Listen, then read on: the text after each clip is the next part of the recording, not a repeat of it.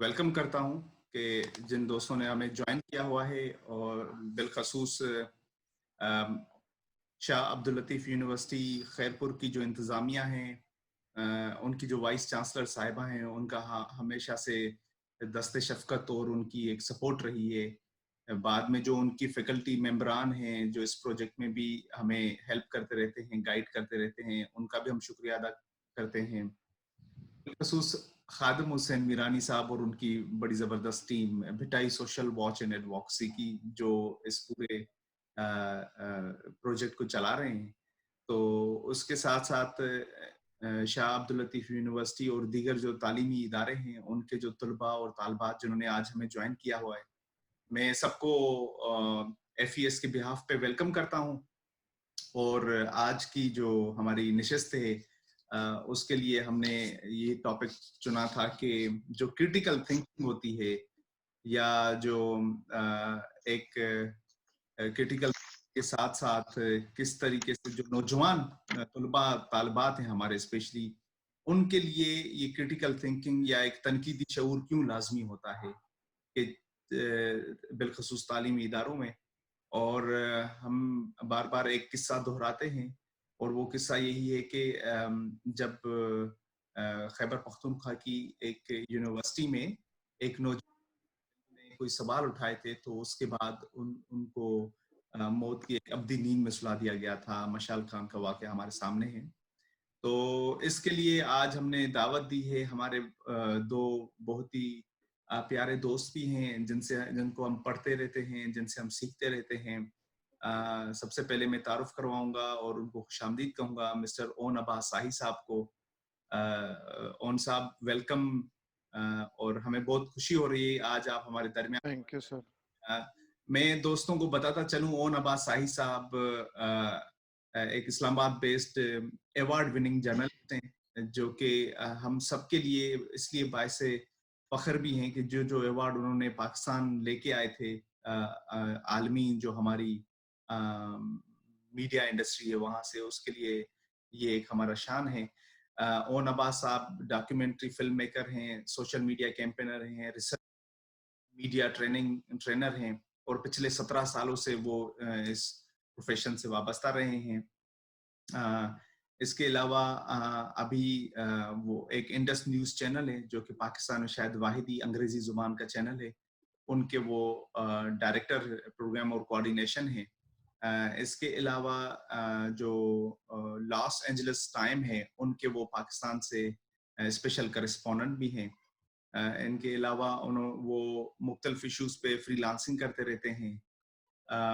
जो मैं बात कर रहा था, जो लॉस एंजलिस 2016 का पुलिट्जर प्राइज था, वो उन्होंने वो शेयर कर चुके हैं। लेबर से मुंसलिक मुख्तलिफ मौज़ूआत पे वो लिखते रहते हैं और ट्रेनिंग्स करवाते रहते हैं इंटरनेशनल लेबर ऑर्गेनाइजेशन ILO को और उनके जो स्टेक होल्डर्स हैं। माजी में वो मुख्तलिफ मीडिया, प्रिंट और इलेक्ट्रॉनिक मीडिया का हिस्सा रहे हैं। रिसेंटली ये इंडस न्यूज़ को ज्वाइन करने से पहले वो न्यूज़ 24 चैनल आपने सुना होगा, उनके वो इस्लामाबाद में ब्यूरो चीफ रहे थे। और इसके अलावा उन्होंने 12 साल द न्यूज़ ऑन संडे और उसके अलावा जो दीगर अखबारात हैं उनके साथ भी वो काम कर चुके हैं। वो 2010 में डेनियल पर्ल फेलो भी रह चुके हैं। इसके अलावा और साहब आपके क्रेडेंशियल्स इतने हैं कि शायद मेरी जुबान थक जाए। बस सर, बस कर दें सर, थैंक यू, बहुत हो गया। लेकिन उन्होंने जो आलमी मीडिया है उसमें बिलखसूस दी वॉल स्ट्रीट जर्नल हो गया, दी वाशिंगटन पोस्ट हो गया, दी लॉस एंजलिस टाइम्स में बात कर चुका हूँ, दी टेलीग्राफ UK हो गया, Sunday times, the times of London, times magazine, the Australian agency France press, AFP जिसको हम कहते हैं, enter press service, sky TV, ITV news, NRK TV। तो इन तमाम इदारों के साथ वो काम कर चुके हैं। FES के साथ उनकी बहुत बड़ी गहरी वाबस्तगी रही है। बड़े पुराने अरसे से मुख्तलिफ इश्यूज पे वो FES को भी गाइड करते रहते हैं। FES तो वो यूनिवर्सिटीज में पढ़ाते भी रहे हैं, लाहौर और इस्लामाबाद में। Islamabad press, national press club of Islamabad से उनको प्राइड ऑफ जर्नलिज्म अवार्ड भी मिला था। تو یہ اون سائی صاحب کا میں نے کوشش کی ہے مختصر کرنے کی، لیکن ممکن نہیں تھا. آگے چلتے ہیں. ہمارے ساتھ ہمارے بہت ہی پیارے دوست سبوق سید صاحب ہیں، جنہوں نے اگین ہمیں اسلام آباد سے ہی جوائن کیا ہے.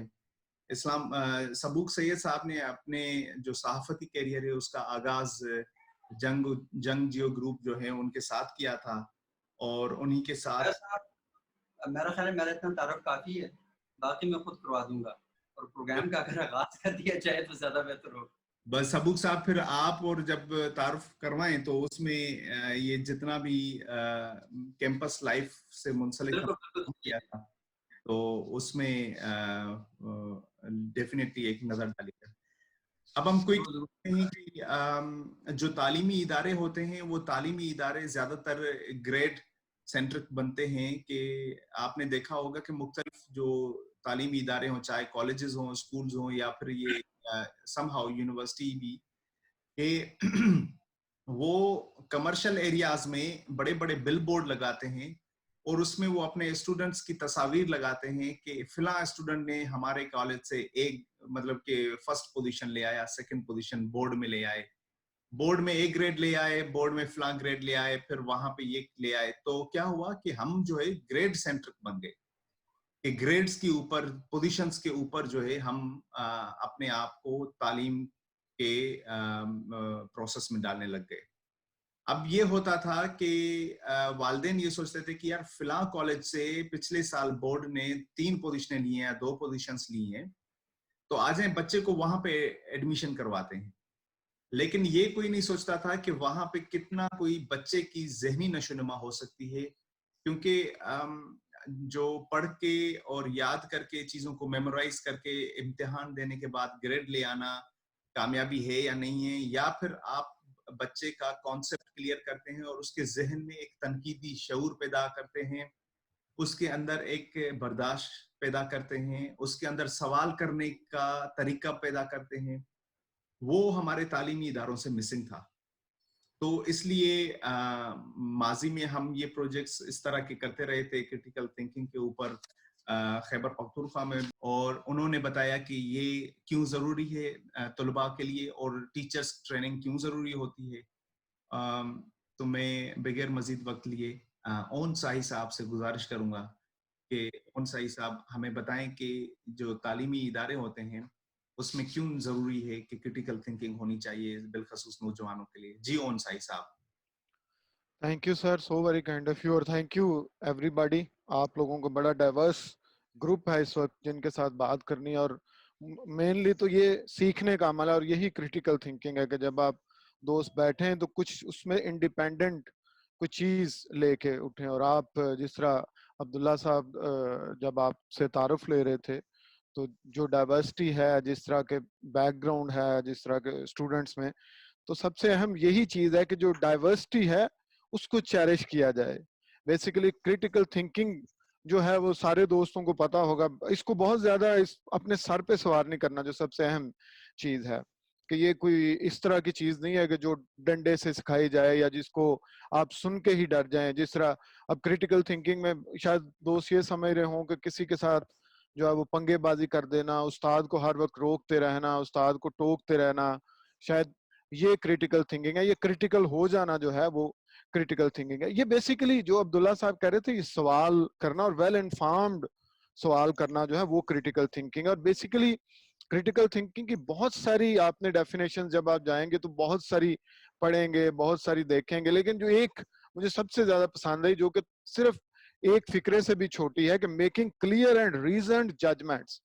تو یہ ہے وہ کرٹیکل تھنکنگ جو کہ بہت ضروری ہے. اور جس طرح عبداللہ صاحب نے بتایا کہ ہمارے جو یونیورسٹیز ہیں اس میں رات لرننگ جو ہے وہ سب سے جو اب اسکول سے شروع ہوتا ہے اور یونیورسٹی تک وہی آتا ہے. تو جس کی وجہ سے اب ہم جو ہے وہ ایک طرح کی نالج پروڈیوسنگ کنٹری نہیں ہے، نالج پروڈیوسنگ سوسائٹی نہیں ہے، کیونکہ جو کرٹیکل تھنکنگ ہے، جو کرٹیکل انکوائری ہے، وہ آپ کو نئے نالج کی طرف لے کے جاتی ہے. جو کرٹیکل انکوائری ہے وہ آپ کو فالوور سے جو ہے وہ انوینٹر جو ہے اس کی طرف لے کے جاتی ہے. میں مختلف یہاں پہ سٹڈیز بھی ہوئی ہیں، آپ ایک لمز میں مجھے نام بھول جائیں گے، میں جب جس کو بھی چاہیے ہوگا ریفرنس بعد میں دے دوں گا. ایک ٹیچر تھے باہر سے آئے، ویسٹ سے، 2010 سے 2012 تک وہ پڑھاتے رہے وہاں پہ. تو جب وہ گئے تو انہوں نے لکھا کہ جو سب سے زیادہ بڑا مسئلہ تھا وہ کریٹیکل انکوائری کا تھا کلاس روم میں اسٹوڈنٹس کی طرف سے. میں لمز کی آپ کو بات بتا رہا ہوں، کسی اور چھوٹے موٹے ادارے کی بات، کوئی ادارہ چھوٹا نہیں ہے، سوری یہ الفاظ ہے جن کا چناؤ جو ہے وہ کرتے ہوئے مجھے اور الفاظ نہیں ملیں گے، تو میں ججمنٹل اگر کہیں ہو رہا ہوں تو مجھے اس سے پہلے معافی دے دیجیے گا، اور اگر آپ کو لگے کہ یہ کہیں پہ غلط کر رہا ہے تو مجھے الفاظ، میری ووکیبلری کم ہوگی جس کی وجہ سے وہ ہوگا. تو لمز جو ہے جو کہ لیڈ ادارہ آپ کہہ لیں جو سب سے، تو وہاں پہ انہوں نے کہا جو سب سے بڑا مسئلہ تھا مجھے کلاس میں کہ کوئی سوال نہیں کرتا تھا، اس کو ایز اٹ از لے لیتے تھے اسٹوڈنٹس. تو انہوں نے ایک دن کہتے ہیں میں ٹیچرز کے ساتھ بیٹھا ہوا تھا تو میں ڈسکشن کر رہا تھا کہ کیا مسئلہ کیا ہے یہاں پہ کریٹیکل انکوائری جو ہے وہ کیوں نہیں اتنی زیادہ. تو سب نے کہا جی کیونکہ وہ جو سکولز ہیں اس میں نہیں ہوتا تو اس لیے پھر یہاں پہ بھی آنے پہ آ کے اسٹوڈنٹ نہیں کرتے، یعنی کہ اپنے اوپر سے ذمہ داری ہٹا دی. جو یونیورسٹی کا ٹیچر ہے اس نے، آپ نے ذمہ داری اسکول پہ ڈال دی، جو کہ بالکل ٹھیک ہے. اور یہ پوری دنیا میں یہ جو کریٹیکل انکوائری، اچھا کریٹیکل انکوائری یا کریٹیکل تھنکنگ جو ہے یہ بڑی ایک طرح کی پوری دنیا میں پڑھائی جاتی ہے. اب جیسے انٹیلیجنس ہے تو وہ گاڈ گفٹڈ بھی ہے بہت ساری چیزوں میں. آپ جو انٹیلیجنس ہے آپ کی، آپ بہت ساری چیزوں پہ بڑی جلدی آپ جو ہے وہ کنکلوژن پہ پہنچ جاتے ہیں. لیکن critical thinking on the other hand اس کا انٹیلیجنس کے ساتھ اتنا بہت زیادہ تعلق نہیں ہے. یہ پڑھائی جاتی ہے، مختلف جو آپ جب آپ جائیں گے ویب سائٹس دیکھیں گے تو شروع سے لے کے پرائمری اسکول سے لے کے یونیورسٹیز تک جو سب سے بڑا فوکس ہوتا ہے وہ کریٹیکل تھنکنگ پہ ہوتا ہے ویسٹ میں. اور بہت سارے جو آپ کے ڈسپلنز ہیں ان میں کریٹیکل تھنکنگ جو ہے اس کو پڑھایا جاتا ہے، کیونکہ یہ آپ اچیو کر سکتے ہیں، یہ آپ لرن کر سکتے ہیں. یہ اس میں کچھ تھوڑی سی سکلز ہوتی ہیں جن میں آپ نے فوکس کرنا ہوتا ہے، جیسے کہ آپ کی جو ہے آبزرویشن، آپ کا پھر انالیسز کرنے کی صلاحیت جو ہے آپ کی، پھر آپ کی انٹرپریٹیشن جو ہے وہ کرنے کی صلاحیت، پھر آپ کی ایویلویشن کرنے کی صلاحیت، پھر آپ کی ایکسپلینیشن کرنے کی صلاحیت، جو پرابلم سالونگ، اور پھر ڈیسیژن میکنگ کی جو صلاحیت ہے. تو کریٹیکل تھنکنگ جو ہے ان لائک انٹیلیجنس یہ بڑا آسان بھی ہے اسٹوڈنٹس کے لیے اس کو جو ہے وہ سیکھنا، کیونکہ یہ ایک ڈسپلن کے طور پہ پوری دنیا میں پڑھایا جاتا ہے. اور یہ ضروری کیوں ہے یونیورسٹی کے اسٹوڈنٹس کے لیے؟ جس طرح عبداللہ صاحب نے آپ کو کہا، ایک گروپ ہے جس کا یونیورسٹی آف پشاور کا، جس کا میں اور سبوک صاحب ایکسکیوز می دونوں اس کا حصہ، بیسیکلی ہم دونوں نے مل کے بنایا تھا. یہ جو پروجیکٹ جس کی عبداللہ صاحب بات کر رہے ہیں اس پروجیکٹ کے تحت یہ بنا تھا. اچھا بیسیکلی اس میں یونیورسٹی آف پشاور کے اسٹوڈنٹس، اور ابھی 2 بڑے اہم واقعات ہوئے ہیں پچھلے تقریباً 1 مہینے میں. ایک سوات میں ہم نے دیکھا کہ بدھا کا ایک مجسمہ جو ہے وہ لوگوں کو ایک گاؤں میں ملتا ہے، اس کے بعد مولانا صاحب آتے ہیں، وہ لوگ توڑتے ہیں اور اس کے خلاف ایک پرچہ ہوتا ہے. سوشل میڈیا پہ بڑا شور مچتا ہے، کچھ لوگ اس ایک سائڈ آف دا ہیں، کچھ دوسری طرف ہیں. پھر ایک اور پشاور میں ہی واقعہ ہوتا ہے ایسے کچھ دن پہلے کہ ایک بندہ جو ہے وہ اٹھتا ہے، وہ کہتا ہے کہ مجھے نبی کریم صلی اللہ علیہ وسلم خواب میں ملے تھے اور انہوں نے کہا تھا کہ فلاں بندے کو قتل کر دو. اچھا یہ دونوں جو واقعات ہیں اس کو بڑا ہی ایکسٹینسولی ہم نے اس گروپ میں ڈسکس کیا، اور اس میں ٹیچرز بھی شامل ہیں. اچھا بڑی مشکل ہم دونوں کو پیش آئی. بیسک ہم سوال جو کر رہے تھے کہ بیسک سوال یہ تھا میرا کہ کیا یہ اسٹیٹ کا کام ہے یا کسی فرد کا کام ہے. تو بڑا ہی مشکل پیش آئی وہاں پہ، اور بڑا بچ بچا کے کرنا پڑا، کیونکہ جو اسٹوڈنٹس ہیں یا ٹیچرز ہیں اس میں ٹیچرز جو تھے وہ زیادہ جو ہے وہ میں آپ کو کہہ لوں کہ ایک طرح کے ایکٹیوسٹ کے طور پہ کام کر رہے تھے. تو ان کے اندر جو ہے وہ بڑی مشکل سے ہم دونوں جو ہے وہ لگے ہوئے تھے اس سارے ایشو پہ بات کر رہے تھے. لیکن at the end of the day جو میں آپ کو بتاؤں، سبوک صاحب شاید اس کو، کیونکہ جو ریلیجس کانوٹیشن ہے اس میں بہت بہتر طریقے سے سبوک صاحب جو ہے وہ سکھا سکتے ہیں. کیونکہ جہاں پہ کوئی اس طرح کی چیز آ جائے کہ جیسے میوزک پہ بات ہو رہی تھی، ایک دفعہ میں پروگرام دیکھ رہا تھا آگ ٹی وی پہ، ایک طرف آپ نے علی عظمت کو بٹھایا ہوا تھا اور ایک طرف کوئی مولانا صاحب تھے، بڑی ڈیبیٹ ہو رہی تھی میوزک پہ. تو مولانا صاحب نے کوئی آیت پڑھ دی یا کوئی حدیث کوٹ کر دی، تو اس کے بعد علی عظمت جو ہے وہ چپ کر کے بالکل، اس نے کہا اب اس کے بعد اس ایشو پہ بات نہیں ہو سکتی.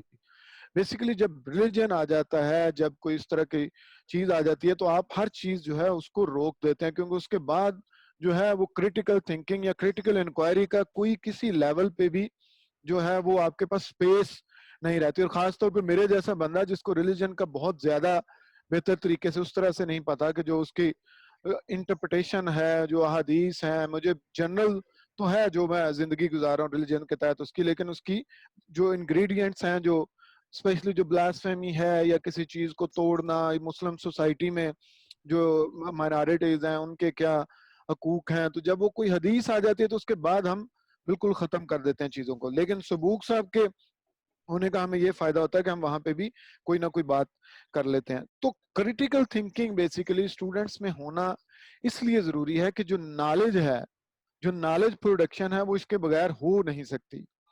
ایک سٹڈی ہوئی تھی پاکستان میں, بیسیکلی ہوئی تو نرسنگ سکولز پہ تھی, لیکن آپ اس پہ اپنے اوور آل سکولز پہ امپلیمنٹ کر سکتے ہیں کہ وہ انہوں نے کہا, اور اس میں ٹیچر کا رول سب سے اہم ہے, کہ جب وہ کلاسز میں گئے تو 69% جو ٹیچر تھے جو اپنی کلاسز میں سوال کر رہے تھے وہ لو لیول کے سوال کر رہے تھے. اب کریٹیکل انکوائری کے لیے ضروری ہے کہ آپ سوال جو ہے وہ لو لیول کے نہ کریں, اور اس میں پھر جواب وہ اسٹوڈنٹس کو نہیں دینے دے رہے تھے. With in very quick seconds وہ ایک دو اسٹوڈنٹ سے پوچھ رہے تھے اور جواب بھی خود ہی دے رہے تھے. یہ جو راٹ لرننگ کی آپ بات کریں کہ اس کو پروموٹ کیا جاتا ہے, کیونکہ جب آپ کریٹیکل تھنکنگ کی بات کریں گے تو آپ بیسیکلی اسٹیٹس کو جو ہے اس کے خلاف پھر میں آپ کو کہہ رہا ہوں وہ ورڈ کیونکہ وہ جو ہے, تو آپ اسٹیٹس کو بیسیکلی چیلنج کریں گے, اور اسٹیٹس کو یونیورسٹی کا جو ہے میں اس کی بات کر رہا ہوں. اب ایک ٹیچر کے لیے بہت آسان ہے, اب جیسے ہمارے ایک ٹیچر تھے جب ہم ماس کمیونیکیشن پڑھ رہے تھے تو ہمارے وہ ڈکٹیٹ کرتے تھے, جو ہمارے سینئرز تھے انہوں نے ہمیں بتایا ہوا تھا کہ یہ نوٹس ہیں, یا تو یہ فوٹو کاپی کروا لو یا جو وہ لکھواتے ہیں وہ لکھ لو. 10 سال پرانے نوٹس تھے, آپ یقین کریں اس میں کاما اور فل سٹاپ نہیں لکھواتے تھے, اور کسی ایک جگہ پہ بھی غلطی نہیں کرتے تھے. حافظ قرآن تھے, 10 سال پہلے جو چیز وہ لکھا رہے تھے 10 سال بعد بھی وہ بالکل فل سٹاپ اور کاما کے ساتھ لکھوا رہے تھے, اور کوئی ان کو پوچھنے والا نہیں تھا. تو کریٹیکل تھنکنگ جہاں پہ ہوگی, جب اسٹوڈنٹس کو آپ نیا نالج دیں گے, سب سے پہلے تو آپ نے خود ان لرن کرنی ہے چیزیں, اور لرن کرنا ہمیشہ نیچرل چیز ہے, ان لرن کرنا بڑا تکلیف دہ عمل ہے. تو ٹیچر کے لیے سب سے پہلے تو نئی چیزیں لرن کرنے کے لیے اس کو جو پرانی چیزیں اس کو ان لرن کرنی پڑیں گی, یا وہ چیلنج کرنے پڑیں گے کانسیپٹس جو اس کے بنے ہوئے ہیں. تو کیونکہ سٹیٹس کو جو ہے یونیورسٹی جو ہے اس کو بھی مزہ آتا ہے سٹیٹس کو میں نئی چیزیں. اب آپ دیکھیں ہماری یونیورسٹیز میں سب سے بڑا مسئلہ ہے کہ جب آپ نے کورس آؤٹ لائن بنانی ہوتی ہے تو اس میں سب سے بڑا مسئلہ ہے نئی چیزیں ڈالنے سے ٹیچرز بڑے پریشان ہوتے ہیں, اور یونیورسٹی ایڈمنسٹریشن بھی بڑی پریشان ہوتی ہے.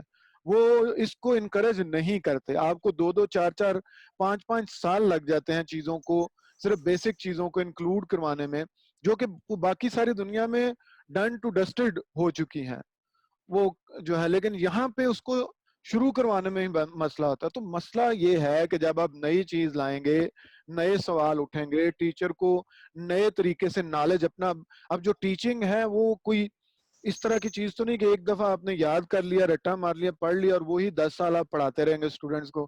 یہ بڑی فلوڈ چیز ہے, آپ ڈیلی بیسس پہ نئی چیزیں سیکھ رہے ہوتے ہیں. تو ٹیچرز یونیورسٹیز میں یا کالجز میں کریٹیکل تھنکنگ کو اس لیے ڈسکریج کرتے ہیں کہ ان کو خود نہ پڑھنا پڑے, ان کو نہ کوئی چیلنج کرے کلاس میں, کیونکہ جب وہ کریٹیکل تھنکنگ کو یا کریٹیکل انکوائری کو انکریج کریں گے تو ان کو خود نئی نئی چیزیں پڑھنی پڑیں گی, نئے نئے سوالوں کا جواب دینا پڑے گا.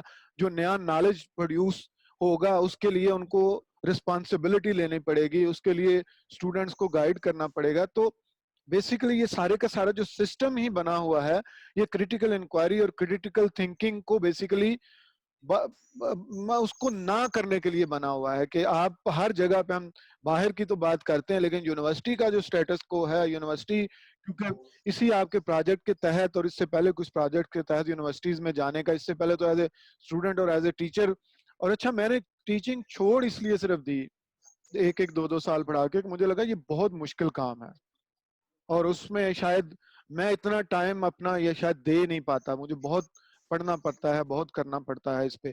تو لیکن جو ہے باقی ہمارے جو دوست ہیں وہ 10-10 15-15 20-20 سال سے پڑھا رہے ہیں. اگر آپ ان سے پوچھیں 2-2 4-4 5-5 کچھ کے جو ہے وہ 20-20 بھی جو ہے وہ ریسرچ پیپر ہوں گے.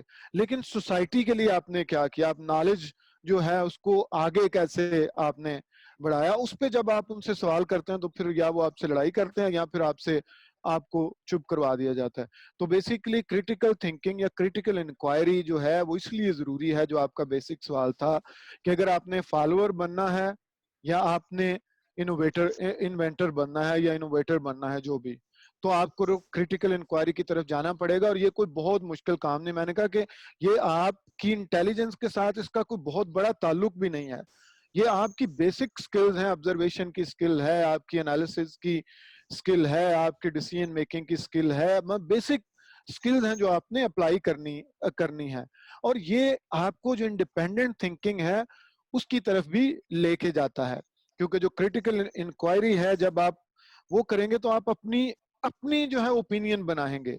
आप जो पहले से सेट ओपिनियंस हैं, और लोग डरते क्यों हैं क्रिटिकल थिंकिंग से, या क्रिटिकल थिंकिंग, आखिरी में 1 मिनट लूंगा आपका, इससे ज्यादा नहीं लूंगा, क्योंकि जो आपकी स्टोरीज हैं अवेलेबल जो है वो आपकी स्टोरी उस पे बड़ा आसानी से लोग यकीन कर लेते हैं जो आपने पहले से बनाई है। जैसे मसलन ये कहा जाता है कि थॉमस एडिसन ने जो है वो बल्ब इजाद किया था, लेकिन हालांकि उसने नहीं किया था, उसने बेसिकली इसको कमर्शियल शक्ल जो है वो दी थी। लेकिन क्योंकि जब आप क्रिटिकल इंक्वायरी करेंगे तो फिर आपको पता चलेगा कि इसके पीछे एक्सक्यूज मी कुछ ब्रिटिश साइंटिस्ट भी शामिल थे और बाकी भी लोग शामिल थे जिन्होंने इसको शुरू किया था।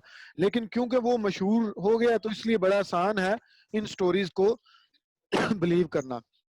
अच्छा, फिर जो आपके बिलीव्स हैं, जो आपके पास्ट एक्शंस होते हैं, वो उनको भी जस्टिफाई करते हैं। तो बड़ा आसान होता है। मसलन ये अमेरिका में एक रिसर्च हुई थी 2003 में, जब आपने इन्वेजन की इराक की, तो आपने कहा कि वहां पे स्टॉक पाइल्स हैं इसके mass destruction, weapon of mass destruction के। अच्छा, 2000 और ये 2004 में रिपोर्ट आ गई थी पूरी दुनिया में, लेकिन 2006 में एक सर्वे हुआ तो तकरीबन 60% अमेरिकन ने कहा हमने इराक पे इसलिए चढ़ाई की थी क्योंकि वहां पे वेपन्स ऑफ मास डिस्ट्रक्शन थे। अच्छा, आपके पास रिपोर्ट आ गई, लेकिन उसके बावजूद क्योंकि आप जो आपकी स्टोरीज हैं, जो आपका जो बिलीव्स हैं, वो आपके पास्ट एक्शंस को जस्टिफाई करते हैं, तो इसलिए आप नॉन क्रिटिकल, या आपको जो वो सूट करता है, चाहे आपकी यूनिवर्सिटीज हो चाहे आपकी सोसाइटी हो। तो ये कुछ चीजें हैं जो मैं आपके सामने रखना चाहता था दोस्तों कि ये जब आप क्रिटिकल इंक्वायरी की बात करेंगे तो फिर आप को कोई ये नहीं कह सकेगा कि मुझे फलां ने ख्वाब में आके ये कहा, उसको जस्टिफाई करना पड़ेगा। किसी का कत्ल जो है वो करना, जिसने आपने मिसाल का जिक्र किया और वो सारे लोग आ गए मिसाल, उसके बाद पूरी रिपोर्ट आ गई। अभी भी उस ग्रुप में आप लिखें जिसका हम हिस्सा हैं तो 50-50 या 50% स्टिल दे बिलीव कि उसको सही कत्ल किया गया था। और मैं आपको यूनिवर्सिटी के मास्टर के स्टूडेंट्स और टीचर की बात बता रहा हूँ। तो क्योंकि जो आपके बिलीव्स हैं वो आपके पास्ट एक्शंस हैं उनको जस्टिफाई करते हैं, तो इसलिए क्रिटिकल इंक्वायरी की जरूरत नहीं है। तो इसलिए टीचर्स को ये सूट करता है, तो इसलिए क्रिटिकल इंक्वायरी की जरूरत नहीं है। स्टूडेंट्स ने पास होके बोर्ड पे नाम लिखवाना है, तो इसलिए राट लर्निंग करें, क्रिटिकल इंक्वायरी की जरूरत नहीं है कहीं पे। और फिर उसकी यहाँ पे सोसाइटी में एक तरह की वो मार्केट भी नहीं है शायद, तो वो मार्केट भी आपने बनानी है यूनिवर्सिटी ने।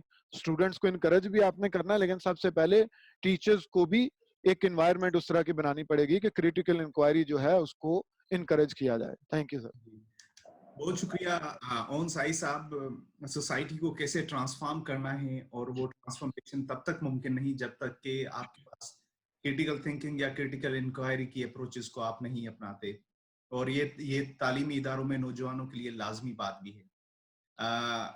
मैं अब चाहूंगा सबूक सैयद साहब से कि सबूक साहब आप हमें ये बताइए कि अभी रिसेंटली एक बड़ा अच्छा, अपना तारुफ भी पहले करवाइएगा। और मुझे नहीं पता था, मेरे ज़हन से भी गुजर गया, तो एक साथी ने लिखा कि सबूक साहब जो हैं इतने क्रिटिकल थिंकिंग वाले हैं, वो बोल टीवी में क्या कर रहे थे, बोल न्यूज में। तो सर ये जो है ना आपके ऊपर एक हमेशा से रहे तारीख में लिखा जाएगा पता नहीं तारुफ में।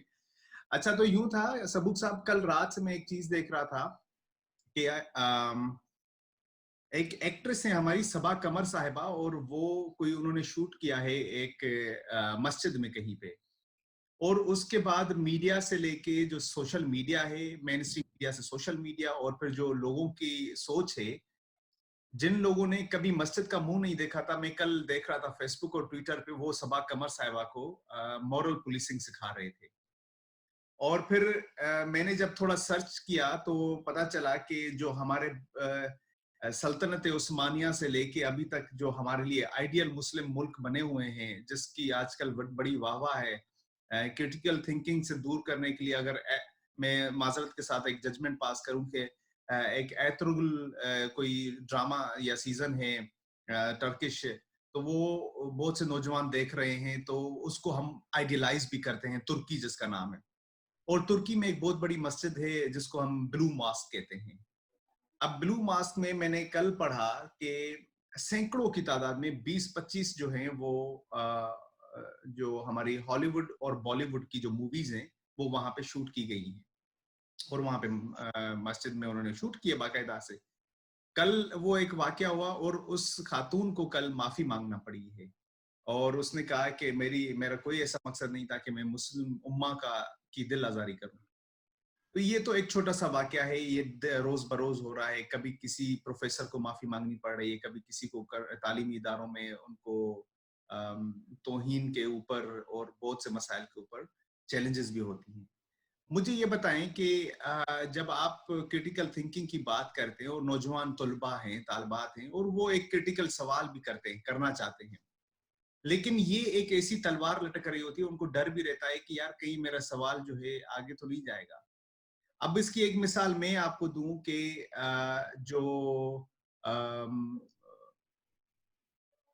ये अच्छा, हमें डॉक्टर शनीला जरदारी साहिबा ने professor from NED university Karachi से ज्वाइन किया है, और प्रोफेसर हसन शेख साहब ने हमें शाह अब्दुल लतीफ यूनिवर्सिटी से ज्वाइन किया है। मोहम्मद अली लाशारी साहब ने हमें सिंध ग्रेजुएट्स एसोसिएशन ज्वाइन किया है। तो आप हमें गाइड करिए सबूक साहब, जब आपने पेशावर की मुख्तलिफ जामियात में स्टूडेंट्स को भी ट्रेन किया, टीचर्स को भी ट्रेन किया, तो आज आप शाह अब्दुल लतीफ यूनिवर्सिटी के तुलबा व तालबात के लिए क्या कहेंगे?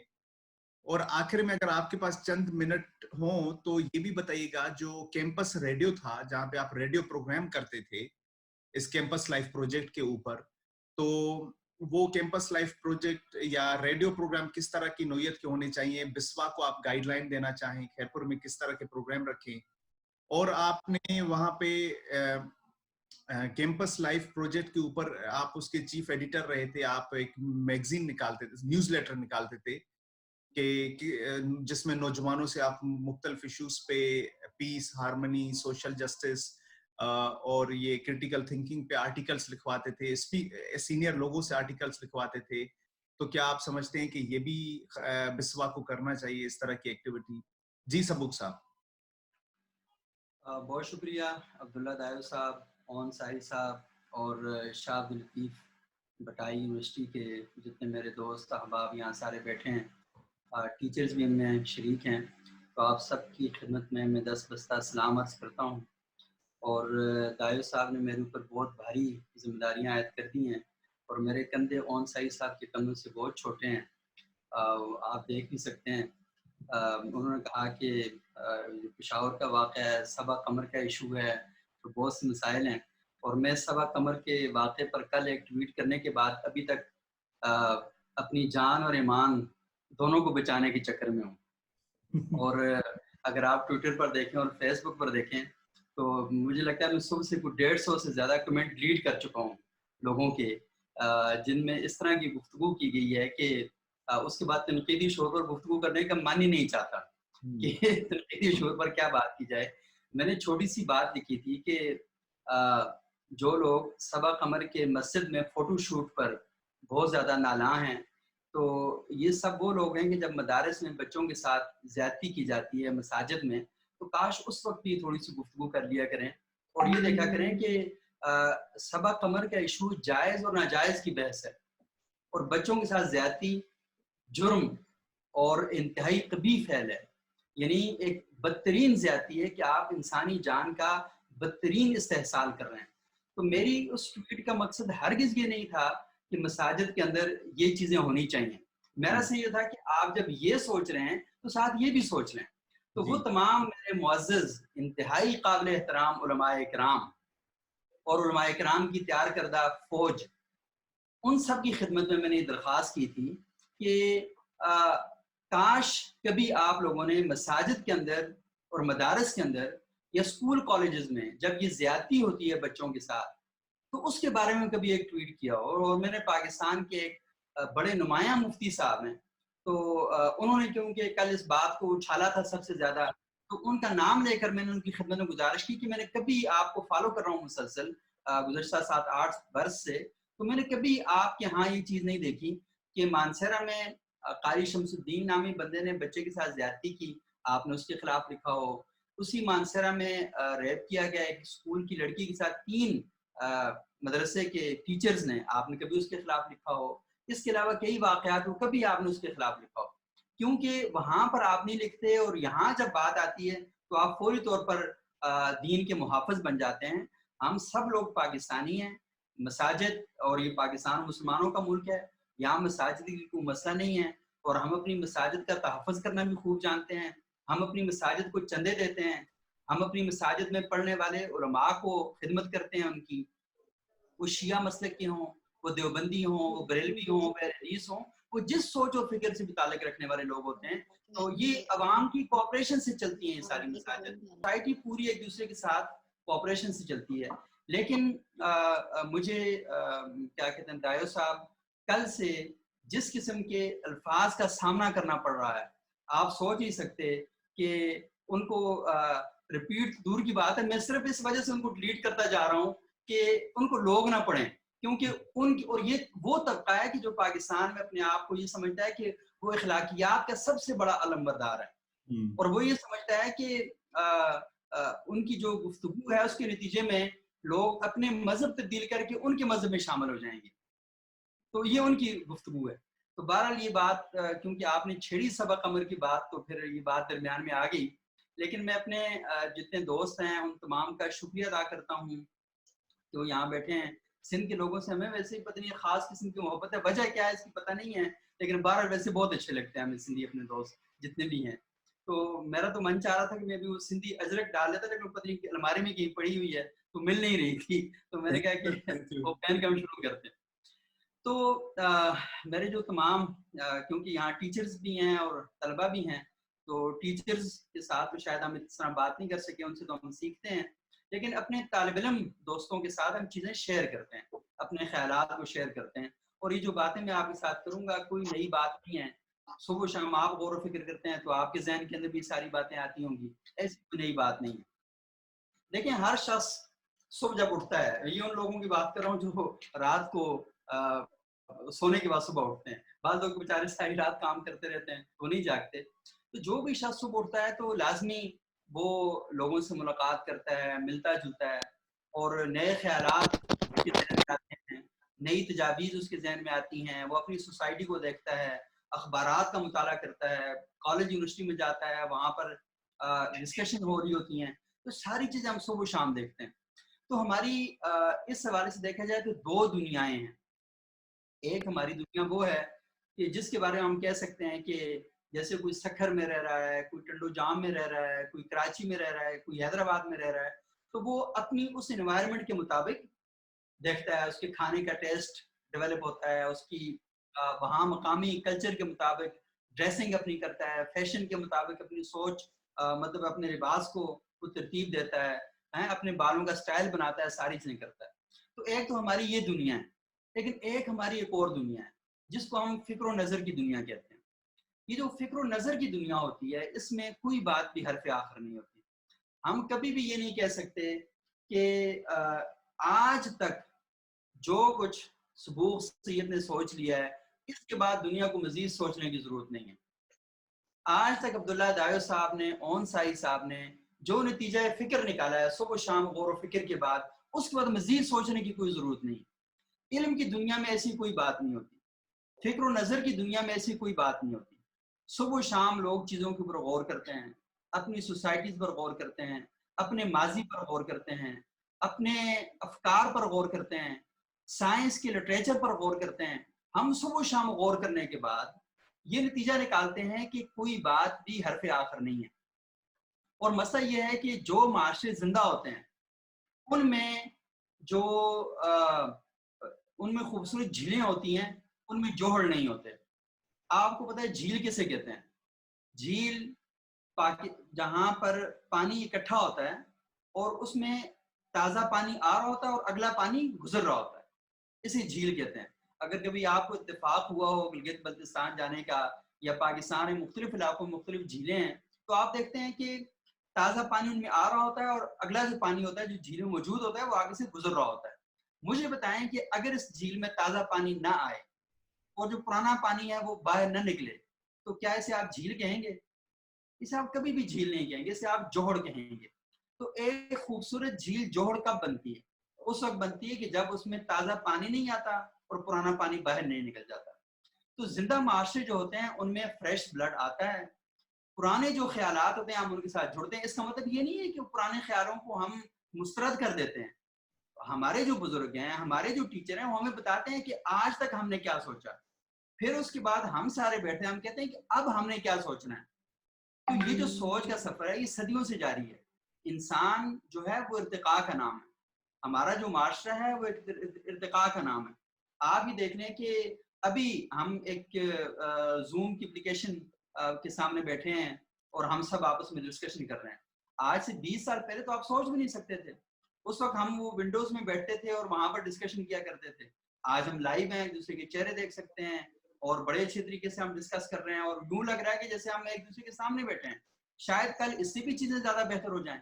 تو مسئلہ اصل میں یہ ہے کہ غور و فکر کا جب مسلسل عمل معاشروں میں جاری رہتا ہے تو وہ معاشرے زندہ معاشرے کہلاتے ہیں. اور جن معاشروں میں غور اور فکر کا عمل بند ہو جاتا ہے، ختم ہو جاتا ہے، وہ معاشرے نہیں رہتے، وہ معاشرے پھر جوہر بن جاتے ہیں. تو یہ آپ نے طے کرنا ہے کہ معاشروں کو خوبصورت جھیل کی طرح چلانا ہے یا معاشروں کو آپ نے جوہر بنا دینا ہے. اچھا یہ دیکھیں، جب میں یہ بات کر رہا ہوں کہ کیا کہتے ہیں ہماری جو سوسائٹی ہے وہ ایک ارتقاء کا نام ہے، وہ علم و فکر میں بھی ارتقاء ہے. اب دیکھیں نا، میرے پردادا زندہ نہیں ہیں، میرے دادا بھی زندہ نہیں ہیں، میرے والد صاحب زندہ ہیں، میری والدہ زندہ ہیں، ہم بہن بھائی زندہ ہیں ابھی. اب مسئلہ اصل میں کیا ہے؟ مسئلہ اصل میں یہ ہے کہ میرے جو پردادا کی سوچ تھی وہ میرے دادا کی نہیں تھی. جو میرے دادا نے انوائرمنٹ دیکھی، ماحول دیکھا، تو وہ میرے والد صاحب نے نہیں دیکھا. میرے والد صاحب جو کچھ دیکھ رہے ہیں وہ ہم نے نہیں دیکھا. میرے والد صاحب میں آج کل واک کر رہا ہوں تو میں کوشش کرتا ہوں کہ تقریباً 20 کلومیٹر روزانہ واک کروں. ایک دن داؤد صاحب نے میرے ساتھ واک کی تو میں سوچ رہا یہ بہت بڑی واک کر رہا ہوں، میں بہت بڑا تیر مار رہا ہوں. جی جی تو میں بہت شکریہ. میں نے اپنے والد صاحب سے کہا کہ میں تو 20 کلومیٹر واک کرتا ہوں جی. انہوں نے کہا کہ میں تو تقریباً 40-50 کلومیٹر تو اپنے اسکول پیدل جاتا تھا. ہم صبح 4 بجے جاگتے تھے اور اسکول تک پہنچنے کے لیے ہمیں کم سے کم 4 گھنٹے لگتے تھے. تو میں چپ ہی ہو کے رہ گیا. اب مسئلہ ہے کہ جو مسائل میرے والد صاحب نے دیکھے وہ میں نہیں دیکھ پا رہا. میرے پاس گاڑی ہے، میرے پاس ساری سہولتیں میسر ہیں، میں تو صرف واک کے لیے جاتا ہوں دیکھنے کے لیے. تو انہوں نے مجبوری کی حالت میں پر ڈے 50 کلومیٹر وہ واک کیا کرتے تھے اور انتہائی مشکل صورتحال میں پڑھنے کے لیے. تو مسئلہ یہ ہے کہ ہم سارے مختلف ہیں، ہم رویوں کے حوالے سے مختلف ہیں. آپ دیکھ لیں نا کہ یہ مثال میں اکثر دیتا ہوں کہ ایک ہی گھر میں 4 بہن بھائی ہیں تو 4 بہن بھائیوں کی فوڈ کی چوائسز مختلف ہیں. کسی کو پیزا اچھا لگتا ہے، کسی کو سندھی بریانی اچھی لگتی ہے، کسی کو نہاری اچھی لگتی ہے، اور ہر بندے کی مختلف ہے. اور یہ بڑی کامن سی بات ہے. حالانکہ دیکھا جائے تو انسان فوٹوسٹیٹ مشین سے نہیں پیدا ہوا، ماں باپ سے پیدا ہوا ہے. اور دیکھیں کہ اس کے اندر جینز بھی ٹریول کرتے ہیں. تو بہت سی باتوں میں یہ سارا کچھ ہونے کے باوجود بھی اتفاق کے اندر بھی اختلاف موجود ہوتا ہے. یعنی آپ یہ چاہتے ہیں کہ ہم سارے بہن بھائی اکٹھے ہو کے رہیں، لیکن اکٹھے ہونے کے باوجود اور اکٹھے ہونے کی اس خوبصورت خواہش کے باوجود بھی آپ کے اندر اختلافات موجود رہتے ہیں. اور آپ ایک دوسرے کے جو اختلافات ہوتے ہیں ان کو ویلکم کرتے ہیں اور کہتے ہیں کہ یہ آپ کا حق ہے کہ آپ اگر چاہیں تو کراچی میں جو انڈے والا برگر ہے وہ کھائیں اور میں نہاری کھا کے آ جاتا ہوں. تو ہم دونوں اس بات کے اوپر ہی کہتے ہیں کہ ٹھیک ہے بھائی، آپ کا اپنا مزاج ہے، میرا اپنا مزاج ہے، اس پر ہم بات کر لیتے ہیں. اچھا اب ایشو کیا ہے؟ ایشو اصل میں یہاں پر یہ بات پیدا ہوتی ہے کہ جب آپ غور و فکر کرتے ہیں تو لازمی غور و فکر کے نتیجہ تو کوئی نہ کوئی نکلے گا نا. جب غور و فکر کا نتیجہ نکلے گا تو کیا ہوگا؟ اختلاف پیدا ہوگا. کیونکہ میں نے غور کیا ایک چیز کے اوپر. دیکھیں میرا تعلق ایبٹ آباد سے ہے، رہتا میں اسلام آباد میں ہوں. اون صاحب صاحبال سے ہیں، داؤد صاحب گھوٹکی سے ہیں. ہم چاروں دوست ہیں. ہم آپس میں اکٹھے بیٹھتے ہیں تو ہمارا مختلف پس منظر ہے. ہم مختلف دیکھیں زبان اور ہے ہماری, علاقہ ہمارا اور ہے, فوڈ کا ٹیسٹ ہمارا اور ہے, ہر چیز مختلف ہے. ہم اس اختلاف کے ساتھ آپس میں بیٹھے ہیں بڑی محبت کے ساتھ, اور جب ہم چیزوں کو ڈسکس کر رہے ہوتے ہیں تو ہمارے درمیان وہ جو ہمارے کلچر کا اختلاف ہے, ہماری زبان کا اختلاف ہے, ہمارے علاقوں کا اختلاف ہے, ہمارے نصاب تعلیم کا اختلاف ہے, ہمارے مزاج تعلیم کا اختلاف ہے, وہ سارے کھل کر سامنے آتے ہیں. لیکن ہم ان تمام اختلافات کو ویلکم کرتے ہیں اور ہم ایک دوسرے سے سیکھنے کی کوشش کرتے ہیں کہ یہ تمام اختلافات اکٹھے ہو کر ہماری تعلیم میں, ہماری تربیت میں اور ہماری ترقی میں کیا کردار ادا کر رہے ہیں. تو اختلاف جو ترقی کی راہ میں کیا کہتے ہیں رکاوٹ نہ بنے, بلکہ ترقی کی راہ میں ایک زینہ بنے, ایک سیڑھی بنے, وہ زبردست اختلاف ہوتا ہے. تو اسی لیے ہم کہتے ہیں کہ اختلاف برائے اختلاف نہیں ہونا چاہیے, بلکہ اختلاف برائے تربیت ہونا چاہیے, اختلاف برائے ترقی ہونا چاہیے. تو اب اس ساری صورتحال میں نے بات جو گزارش کر رہا تھا کہ جب فکر و نظر کی بات کی جاتی ہے, جب سوچنے سمجھنے کی بات کی جاتی ہے, تو ہمارے اندر اختلاف پیدا ہوتا ہے. اب جب اختلاف پیدا ہوتا ہے تو یہ اختلاف جو ہے یہ پیدا کیوں ہوتا ہے؟ یہ اصل میں تنقیدی شعور کی وجہ سے پیدا ہوتا ہے. تنقیدی شعور اصل میں کیا ہے کہ آپ چیزوں کو اسی طرح نہیں لیتے جس طرح آپ کو بتائی جا رہی ہیں, آپ اس میں کوشچن ریز کرتے ہیں, آپ اس میں سوال پیدا کرتے ہیں, اور ہر زندہ انسان چیزوں کے اندر سوال ضرور پیدا کرتا ہے. زندہ سے مراد سوچنے سمجھنے والا انسان, زندہ سے مراد غور و فکر کرنے والا انسان. ہر غور و فکر کرنے والا جو انسان ہوگا وہ چیزوں کے اندر سوال پیدا کرے گا. جب وہ سوال پیدا کرے گا تو سوالوں کے جواب بھی چاہے گا. بعض اوقات وہ خود جواب دینے کی کوشش بھی کرے گا, بعض اوقات وہ کتابوں سے کیا کرے گا, کنسلٹ کرے گا, بعض اوقات وہ لائبریریوں کی طرف جائے گا, بعض اوقات وہ ملکوں سفر کرے گا, مختلف علاقوں میں جائے گا. اور یہ آپ کو پتا ہے کہ یہ ہماری روایت رہی ہے کہ ہمارے ہاں سفر نامے لکھے جاتے تھے, ہمارے ہاں کے فلانے علاقے کے رسوم رواج کیا ہیں, اور پھر ہمارے ہاں تنقیدات کی جاتی تھی. یعنی تنقید, یہ کیا کہتے ہیں کرٹیک جو ہوتی تھی, تنقید جو ہوتی تھی, یہ ہمارے ہاں سوسائٹی میں کی جاتی تھی. اور پھر اس تنقید کی وجہ سے لوگ اپنا جو سفر تھا وہ آگے جائے جاتے تھے. لیکن اصل میں یہ جو تنقیدی شعور ہے یہ کرتا کیا ہے؟ یہ تو ہے نا تنقیدی شعور ہو گیا. تنقیدی شعور اصل میں کرتا ہے کیا ہے, جو یہ آپ کو یہ کرتا ہے کہ یہ جو فکری ارتقاء ہے اس کو ایک ڈسپلن کا پابند بناتا ہے. اس کے جو آداب ہوتے ہیں اس کے بارے میں وہ فکس کرتا ہے کہ یہ جو تنقیدی تو شعور ہے اس کو ہم نے کس دائرے کے اندر رہ کر کرنا ہے. مثال کے طور پر جو بندہ مذہب کے باب میں گفتگو کرتا ہے, مثال کے طور پر مذہب تو ایک بہت بڑا میدان ہے. جیسے ابھی کون سائی صاحب نے پشاور میں خالد نامی بچے نے جو وہاں پر ایک قتل کیا اس کے بارے میں گفتگو کر رہے تھے, تو میرے ذہن کے اندر یہ بات آ رہی تھی کہ تنقیدی شعور کی جب ہم بات کریں گے تو خالد کے جو ایکشن ہے اس پر ہم بات کرنا چاہتے ہیں کہ خالد نے جو کیا کیا مذہب اس کی اجازت دیتا ہے, خالد نے جو کیا کیا سماجی رویوں میں وہ کہیں فٹ آ سکتا ہے, خالد نے جو کیا کیا قانونی لحاظ سے وہ فٹ آ سکتا ہے, خالد نے جو کیا اس کا جو عمل ہے کیا اس کے ان جیسے اعمال کی موجودگی میں ہم اپنی معاشرت کو لے کر آگے بڑھ سکتے ہیں. یہ تنقیدی شعور ہے ہم اس کے اوپر. اچھا کچھ لوگ ایسے بھی ہیں کہ جو ان ساری باتوں پر غور و فکر نہیں کرتے, اور کچھ لوگ ایسے ہیں کہ جو کہتے ہیں نہیں یار جو کچھ ہو رہا ہے اس کا مطلب ہرگز یہ نہیں ہے کہ وہ خالد کی مذمت نہیں کر رہے یا اس بندے کے ساتھ نہیں ہے جس بندے کو قتل کیا گیا, نہ اس کی موافقت ہے نہ مخالفت ہے, نہ خالد کی مخالفت ہے نہ موافقت ہے. اصل میں جو بات ہو رہی ہے بات یہ ہو رہی ہے کہ یہ جو رویے ہمارے سماج میں پنپ رہے ہیں یا ہمارا سماج ان رویوں کے ساتھ جو سامنا کرنا پڑ رہا ہے ان کی موجودگی میں کیا سماج آگے بڑھ سکتا ہے. تو اصل میں یہ وہ ہے تنقیدی شعور جو آپ کو ڈسپلن کا پابند بناتے ہوئے اس کے آداب متعین کرتا ہے. اب مسئلہ یہ ہے کہ جب میرے جیسا نوجوان یا آپ جیسا کوئی بندہ کھڑا ہوگا اور وہ کہے گا کہ نہیں یہ جو کچھ کام خالد نے کیا ہے اس کی ہم اس وجہ سے مذمت کرتے ہیں کہ یہ قانونی طور پر, مذہبی طور پر, اخلاقی طور پر, سماجی طور پر کسی بھی معاشرے کے لیے فائدہ مند اور سود مند ثابت نہیں ہو سکتا, تو سوسائٹی کے بہت سے لوگ کھڑے ہو جائیں گے.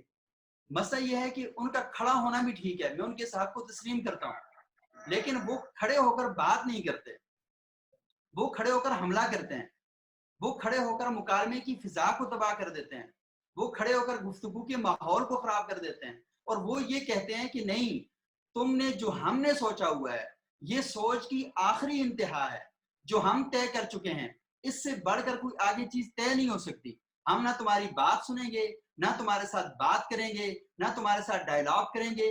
تمہارا صرف اور صرف ایک ہی علاج ہے، وہ یہ ہے کہ جس طرح خالد نے اس کا سر تن سے جدا کر دیا ہے، ہم تمہارا بھی سر تن سے جدا کر دیں. تو مجھے بتائیں کہ جب صورتحال یہ پیدا ہو جائے گی تو ایسے سماج میں نہ تنقیدی شعور پروان چڑھ سکتا ہے، نہ یہاں پر فکر و نظر کی دنیا کی پرورش ہو سکتی ہے، اور ہر چیز جو ہے بالکل تتر بتر ہو جاتی ہے. تو تنقیدی شعور جب اپنے آپ کو ایک ڈسپلن کا پابند کر لیتا ہے کہ ہم نے آئیں، یہ ایک مسئلہ ہے، اس مسئلے کو گفتگو کرتے ہیں اور اس مسئلے کے اوپر ٹھنڈے دل دماغ سے بات کرتے ہیں. تو جو تنقید کرنے والا ہوتا ہے اسے پتہ ہے کہ وہ کس پہلو پر تنقید کر رہا ہے، اور سماج میں جو لوگ ہوتے ہیں ان کو پتہ ہے کہ وہ اس تنقید کو اسی تناظر میں دیکھتے ہیں. وہ ایسا نہیں کرتے کہ میں نے تنقید کر دی خالد کے عمل کے اوپر تو اس وجہ سے مجھے کسی مذہب کے ساتھ بریکٹ کر دیا جائے، اس وجہ سے مجھے کسی ملک کے ساتھ بریکٹ کر دیا جائے، اس وجہ سے مجھے کسی خاص سوچ کے ساتھ بریکٹ کر دیا جائے.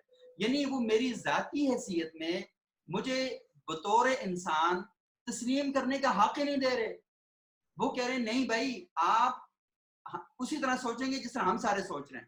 بھائی میں پہلے کہہ چکا ہوں کہ ہم فوٹوسٹیٹ مشین سے نہیں پیدا ہوئے، ہم انسان ہیں، ہم مختلف سوچیں گے، ہمارا اظہار جو ہے وہ مختلف ہوگا، ہمارا ایکسپریشن مختلف ہوں گے، تو ہمیں مختلف طریقے سے چیزوں کو کرنا ہے. اور یہی خدا کی سکیم ہے، یہی خدا کی مرضی ہے. اگر خدا نے ایک جیسے لوگ پیدا کرنے ہوتے تو مجھے بتائیں قرآن میں اللہ تعالیٰ کہتے ہیں کہ اگر خدا چاہتا وہ تمام کی تمام دنیا کو ایک عقیدے کے اوپر بنا کر بھیج دیتا. تو اس کا مطلب ہے کہ اللہ نے ایک عقیدے کے اوپر بنا کر نہیں بھیجا. جب نہیں بھیجا تو اس کا مطلب کیا ہے؟ اللہ تعالیٰ اس اختلاف کو اپریشیٹ کرتا ہے. اللہ تعالیٰ چاہتا ہے کہ انسان مختلف سوچیں، اور اس مختلف سوچیں گے. اللہ تعالیٰ قیامت والے دن لوگوں کو اعمال سے نہیں اٹھائے گا. اللہ تعالیٰ قیامت والے دن لوگوں کو ان کے جو نیتیں ہیں، ارادے ان کے اوپر اٹھائے گا. وہ ایک بڑی مشہور حدیث ہے کہ یوم یبعثکم اللہ یوم القیامت عند النیات. اللہ تعالیٰ جب آپ کو دیکھے نا، ابھی میرا اور دائر صاحب کا آپس میں کسی مسئلے پر بحث ہو جاتی ہے، لڑائی ہو جاتی ہے، اس میں اون صاحب آتے ہیں، وہ ہماری لڑائی ختم کرنے کی کوشش کرتے ہیں، لیکن ہم دونوں کی اون صاحب سے لڑائی شروع ہو جاتی ہے. وہ آئے کس ارادے سے تھے؟ لڑائی ختم کرنے کے لیے. ہوا کیا؟ لڑائی مزید بڑھ گئی. تو مجھے بتائیں کہ خدا ان کو جب اجر دے گا تو وہ ارادے پر دے گا، عمل پر نہیں. مطلب وہ ٹھیک ارادے کے ذریعے تھے، لیکن دنیا جب فیصلہ کرے گی تو وہ ان کے عمل کے اوپر کرے گی. ہماری عدالتیں جب بھی فیصلہ کرتی ہیں تو لوگوں کے اعمال دیکھ کر کرتی ہیں. خدا جب بھی فیصلہ کرتا ہے تو لوگوں کے ارادے دیکھ کر کرتا ہے.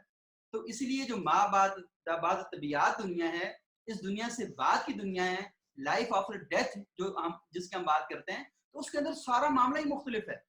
تو اسی لیے اللہ نے قیامت والے دن ہمیں اٹھانا ہے تو ہمارے ارادوں کے ساتھ اٹھانا ہے.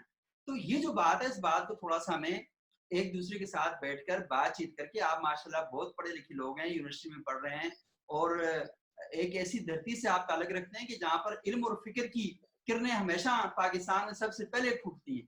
تو آپ وہاں کے رہنے والے لوگ ہیں. تو یہ چیزیں آپ جب ڈسکس کریں گے آپس میں یونیورسٹی میں بیٹھ کر، ان موضوعات کو زیر بحث لائیں گے اور گپ شپ کے ساتھ لگائیں گے. اس مطلب یہ نہیں ہے، وہ صاحب نے بڑے مزے کی ایک بات کہی تھی کہ آپ نے اس کو اپنے سروں پر مسلط نہیں کر دینا اور اپنے آپ کو پریشان نہیں کرنا. انجوائے کرتے ہوئے اچھے طریقے سے گفتگو کا آغاز کریں اور چیزوں کو لے کر آگے بڑھیں. تو جب آپ اس شعور کے ساتھ آگے بڑھیں گے معاشرے میں، آپ سوال اٹھائیں گے. آپ کو سوال اٹھانے کا طریقہ آنا چاہیے. آپ کو پتہ چلنا چاہیے کہ ٹیچر کے ساتھ کیسے بات کرنی ہے. آپ کو پتہ ہونا چاہیے کہ اپنے دوستوں کے درمیان کیسے گفتگو کرنی ہے. جب آپ یہ ساری چیزیں جان رہے ہوں گے تو اس کے نتیجے میں اصل میں یہی سارے آداب ہیں تنقیدی شعور کے، کہ آپ کو معلوم ہونا چاہیے کہ جس موضوع سے متعلق میں بات کر رہا ہوں اس کا کانٹیکسٹ کیا ہے، اس کا سیاق اور سباق اصل میں کیا ہے، اور جس موضوع پر وہ تنقید کر رہا ہے اس کے بارے میں اس کے پاس پورا علم ہونا چاہیے. اب ہمارے یہاں اصل مسئلہ یہ ہے کہ کوئی بھی شخص سویا ہوا اٹھے گا آنکھیں ملتا ہوا اور آگے فتویٰ صادر کر دیتا ہے، ججمنٹ پاس کرتا ہے. اس طرح کے ماحول کے اندر کبھی بھی تنقیدی شعور پرورش نہیں پاتا، پرواہ نہیں چڑھتا. ایک چھوٹی سی بات اور کر کے میں اپنی گفتگو ختم کروں گا، وہ یہ ہے کہ تنقیدی شعور، اس کے اندر دو چیزیں بڑی اہم ہیں، ایک فکری پختگی اور دوسری ہے علمی دیانت. کوئی بھی شخص اگر فکری طور پر پختہ نہیں ہے، یعنی وہ جس آئیڈیالوجی کے ساتھ تعلق رکھتا ہے اس کے بارے میں اس کو مکمل معلومات نہیں ہے، اور جس آئیڈیالوجی کی مخالفت کر رہا ہے اس کے بارے میں اس کو نہیں پتا، تو اصل میں اس کا مطلب فکری طور پر پختہ آدمی نہیں ہے. آپ کمیونزم کے خلاف بات کر رہے ہیں، اور کمیونزم کے خلاف آپ نے تقریر سنی ہے مولوی صاحب کی، اور آپ نے خود کمیونزم کو نہیں پڑھا ہوا، تو مجھے بتائیں آپ کیا بحث کریں گے کمیونزم کے بارے میں؟ آپ ہمارے یہاں اصل میں ایشو یہ ہے کہ وہ ایک صاحب سے میں نے کہا کل پرسوں کی بات ہے، وہ مسیحیت کے خلاف کچھ باتیں کر رہے تھے، تو میں نے کہا کہ آپ نے کبھی چرچ کا وزٹ کیا ہے؟ تو انہوں نے کہا نہیں۔ میں نے کہا کہ انجیل پڑھی ہے؟ کہتے ہیں نہیں۔ میں نے کہا اچھا آپ نے کوئی تاریخ کے حوالے سے کچھ چیزیں پڑھی ہیں؟ کہتے ہیں نہیں۔ تو کہتے ہیں میرا کافی مطالعہ ہے۔ میں نے کہا پھر کہاں سے مطالعہ کیا؟ انہوں نے کہا جی کہ پاکستان کے ایک بڑے زبردست اسکالر ہیں مفتی تقی عثمانی صاحب، آپ جانتے ہوں گے، کراچی میں، تو ان کی کتاب ہے اسلام اور مسیحیت، میں نے وہ پڑھی ہے۔ اب مجھے بتائیں کہ ایک شخص نے اپنے ہی بندے کی کتاب پڑھ کر ان کے خلاف رد کر رہا ہے، بھائی آپ ان کے پاس گئے ہیں کہ جا کر ان سے جا کے پوچھیں کہ وہ کیا کہتے ہیں۔ یہ تو ایسے ہی ہے کہ مشرکین مکہ وہ اللہ کے رسول صلی اللہ علیہ وسلم کے خلاف باتیں کر رہے تھے، اور اللہ کے رسول کے پاس جا کر کوئی نہیں پوچھتا تھا جو بات آپ کر رہے ہیں وہ کیا ہے۔ میں داعیہ صاحب کے خلاف باتیں کروں، داعیہ صاحب زندہ حالت میں ہمارے سامنے موجود ہیں، اور آپ ان کی سے پوچھنے کے بجائے کہ یہ باتیں واقعی آپ نے کی ہیں نہیں کی، اور میں اپنے سے لگا رہا ہوں۔ تو سوسائٹی کے اندر یہ جو عمل ہے یہ ہمیں ہمارے گھریلو رویوں سے لے کر ہماری فرینڈ شپ تک اس کو متاثر کرتا ہے۔ آپ دیکھیں کہ ہماری یونیورسٹی کالج ماشاء اللہ مجھے پتا ہے یہ سارے ٹین ایجر ہوں گے، مجھ سے تو سارے ہی چھوٹے ہوں گے تقریباً، کچھ لوگ بڑے بھی بیٹھے ہوئے ہیں، لیکن جو اسٹوڈنٹ ہیں ہمارے تو سارے چھوٹے ہوں گے مجھ سے، میرے بھائی ہیں چھوٹے بہن بھائی۔ تو ان کے درمیان آپ کو پتہ نا اکثر اوقات بڑی لڑائیاں ہو جاتی ہیں یونیورسٹیز میں۔ جی رباب نے صدام کے بارے میں یہ بات کہی، اور صدام کے فرشتوں کو بھی نہیں پتا، اور رباب نے جو بات کہی ہے وہ رحیم نے رباب کو بتائی ہے، اور رباب صدام نہیں چاہتا کہ وہ جا کے رباب سے پوچھے رباب یہ آپ نے بات کہی تھی نہیں کہی تھی۔ کل یونیورسٹی میں کلاسز آن ہوئی اور رباب کا صدام کا منہ بنا ہوا ہے، وہ رباب سے بات ہی نہیں کر رہے۔ بھائی کیوں نہیں کر رہے؟ یہ بھی نہیں پوچھیں گے ایک دوسرے سے۔ مہینہ مہینہ دو مہینے گزر جاتے ہیں۔ یہ ہمارے رویے ہیں یونیورسٹیز میں، بچوں کے گھروں کے اندر یہی رویے ہیں۔ دو مہینے گزر جاتے ہیں ہم دوسرے سے بات نہیں کرتے، دو مہینے بعد اچانک ہی ٹاکرا ہوتا ہے، پتہ چلتا ہے اچھا یہ تو بات تھی نہیں، اور اگر بات تھی تو اس طرح کی نہیں گئی تھی۔ اچھا مثال کے طور پر میں یہ اپنے دوست ہیں ان کے ساتھ کہوں کہ بعض اوقات جملہ سیم وہی ہوتا ہے لیکن جملہ اپنے اثر میں مختلف ہوتا ہے۔ مثال کے طور پر میں کہوں کہ راشد جاؤ پانی لے کر آؤ، ابھی دیکھیں اس رجے میں ایک حکم پایا جاتا ہے نا، ایک بڑی سختی پائی جاتی ہے، اور دوسرا میں کہوں کہ راشد صاحب پلیز میرے لیے پانی لے آئیں۔ اب الفاظ کے حوالے سے دیکھیں تو دونوں جملوں میں سیم الفاظ استعمال ہوئے ہیں لیکن رویہ دونوں جملوں کا مختلف ہے، اور کوئی بندہ جا کر میرے پہلے والے رویے کو بیان کر دے کسی کے، یار وہ تو اس کے بارے میں اس طرح کہہ رہا تھا، آپ کو پتہ اگلا بندہ کہے گا یار بڑا بدتمیز آدمی ہے، اور دوسرے کے بارے میں کہے گا کہ یار اس کے اوپر حکم چلاتا ہے۔ تو اکثر اوقات ہمارے کمیونیکیشن کے بہت بڑے پرابلم ہو جاتے ہیں، اور کمیونیکیشن کے پرابلم کس وجہ سے ہوتے ہیں کہ ہمیں اس چیز کا پتہ ہی نہیں ہوتا کہ بعض اوقات ہم تک الفاظ وہی پہنچتے ہیں، رویے وہ نہیں پہنچتے، بعض اوقات ہم تک رویے پہنچ جاتے ہیں، الفاظ مختلف ہو جاتے ہیں، تو یہاں پر بہت زیادہ پرابلم پیدا ہو جاتے ہیں۔ تو میں جو آپ سے بات کر رہا تھا فکری پختگی کی اور علمی دیانت کی۔ فکری پختگی کیا ہے کہ آپ کو معلوم ہونا چاہیے کہ جس چیز پر آپ تنقید کر رہے ہیں اس موقف کی آپ کو ٹھیک طریقے سے انڈرسٹینڈنگ ہے یا نہیں ہے، اس کی تفہیم ہے یا نہیں، آپ کو اس کے سیاق اور سباق کا پتہ ہے یا نہیں ہے۔ اگر آپ کو نہیں پتا تو آپ کی تنقید ہواؤں میں ہوگی، آپ کہیں گے آپ نے یہ والی بات کی، اچانک سے دوسری بات پہ چلے جائے گے، وہاں سے تیسری بات پر، وہاں سے چوتھی بات پر۔ جب آپ کو فکری پختگی نہیں ہوتی تو پھر آپ ذہنی انتشار کا شکار بن جاتے ہیں۔ آپ نے دیکھا ہوگا کئی نوجوانوں کو کہ وہ آدھی آدھی بات کریں گے اور بھاگتے جائیں گے، اور کبھی بھی ان کے ساتھ پوری ڈسکشن نہیں ہو سکتی، پوری گفتگو نہیں ہو سکتی، وجہ ان کے پاس فکری پختگی نہیں ہوتی۔ اور دوسری بات ہے علمی دیانت۔ علمی دیانت کیا چیز ہوتی ہے کہ بعض اوقات اس طرح ہوتا ہے کہ میری اون صاحب کے ساتھ کسی ایشو پر اختلاف ہے، اب ہمارے ہاں رویہ یہ ہے کہ ہم کسی بندے کے ساتھ 5% اختلاف ہے لیکن ہم اس کے ساتھ 100% اختلاف کرتے ہیں، ہمیں اس کا اچھا کام بھی برا لگنا شروع ہو جاتا ہے۔ یہ اصل میں فکری دیانت نہیں ہے۔ فکری دیانت یہ ہے کہ آپ 5% اختلاف بتائیں اور 95% جہاں پر آپ کو اتفاقات ہیں ان کا ذکر بھی کریں۔ کہ نہیں بھائی میرا اصل میں اس بندے کے ساتھ یہ اختلاف ہے, اختلاف کا ریشو یہ ہے, اتفاق کا ریشو یہ ہے. جب آپ ان ساری چیزوں کو لے کر چلیں گے تو اس کے نتیجے میں آپ کے اندر فکری دیانت آئے گی, علمی دیانت آئے گی, اور علمی دیانت اور فکری پختگی کے نتیجے میں سوسائٹی میں جب آپ بات کریں گے تو آپ کی بات کے اندر تعصب نہیں ہوگا, آپ کی بات کے اندر اس طرح کی چیزیں نہیں ہوں گی جس کی وجہ سے لوگ آپ کے اوپر ٹرسٹ نہ کریں. لوگ کہیں گے نہیں بھائی اس بندے کی مجلس میں جب ہم بیٹھتے ہیں تو ہمیں بہت فائدہ ہوتا ہے, ہمیں تصویر کے دونوں رخ پتہ چلتے ہیں, ہمیں ایک علمی گہرائی حاصل ہوتی ہے. اور اچھا ناقد کون ہوتا ہے؟ ناقد یعنی اچھا تنقید کرنے والا. اچھا تنقید کرنے والا وہ شخص ہوتا ہے کہ جو آپ کے سامنے اپنا نقطہ نظر پیش کرے تو اپنے مخالف کا نقطہ نظر بھی پیش کرے کہ میرے اس نقطہ نظر پر میرے مخالف کی یہ تنقید ہے. تو جب وہ پیش کرے گا تو اس کے نتیجے میں کیا ہوگا کہ سوسائٹی آگے بڑھے گی, سوسائٹی ترقی کرے گی, وہ معاشرہ جو ہے وہ انتہائی بہتر معاشرہ ہوگا, اور ہماری علمی روایت جو ہے اس کے اندر یہ ساری چیزیں موجود ہیں.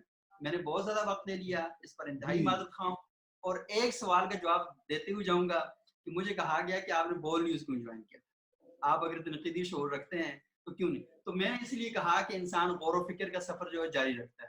اگر میں بول میں نہ جاتا تو بول سے نکلتا کیسے, مجھے کیسے پتہ چلتا کہ بول کو کیسے چھوڑنا. تو آپ لوگ جنہوں نے بول نہیں جوائن کیا انہیں بول کے بارے میں کوئی معلومات نہیں, اور میں نے بول جوائن کیا اور پھر میں نے چھوڑ دیا, اب میرے پاس بول کے بارے میں ٹھیک ٹھاک انفارمیشن ہے. تو آپ وہ باتیں نہیں بتا سکتے جو میں بتا سکتا ہوں, اس لیے میں نے جوائن کیا. تھینک یو سبوق صاحب, آپ کی بڑی مزیدار اور دلچسپ گفتگو ہم نے سنی. میں مزید کوئی ٹائم نہیں لوں گا, میں فلور اوپن کر رہا ہوں. جن دوستوں کو سوالات کرنے ہیں ہمارے اسپیکر سے وہ بالکل کر سکتے ہیں. اس وقت پہلے جو ہاتھ اوپر کیا ہوا ہے professor doctor Shanila Zardari from NED university Karachi.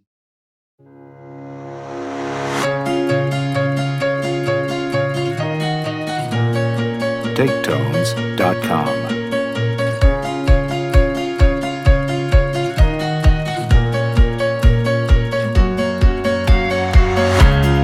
Karachi.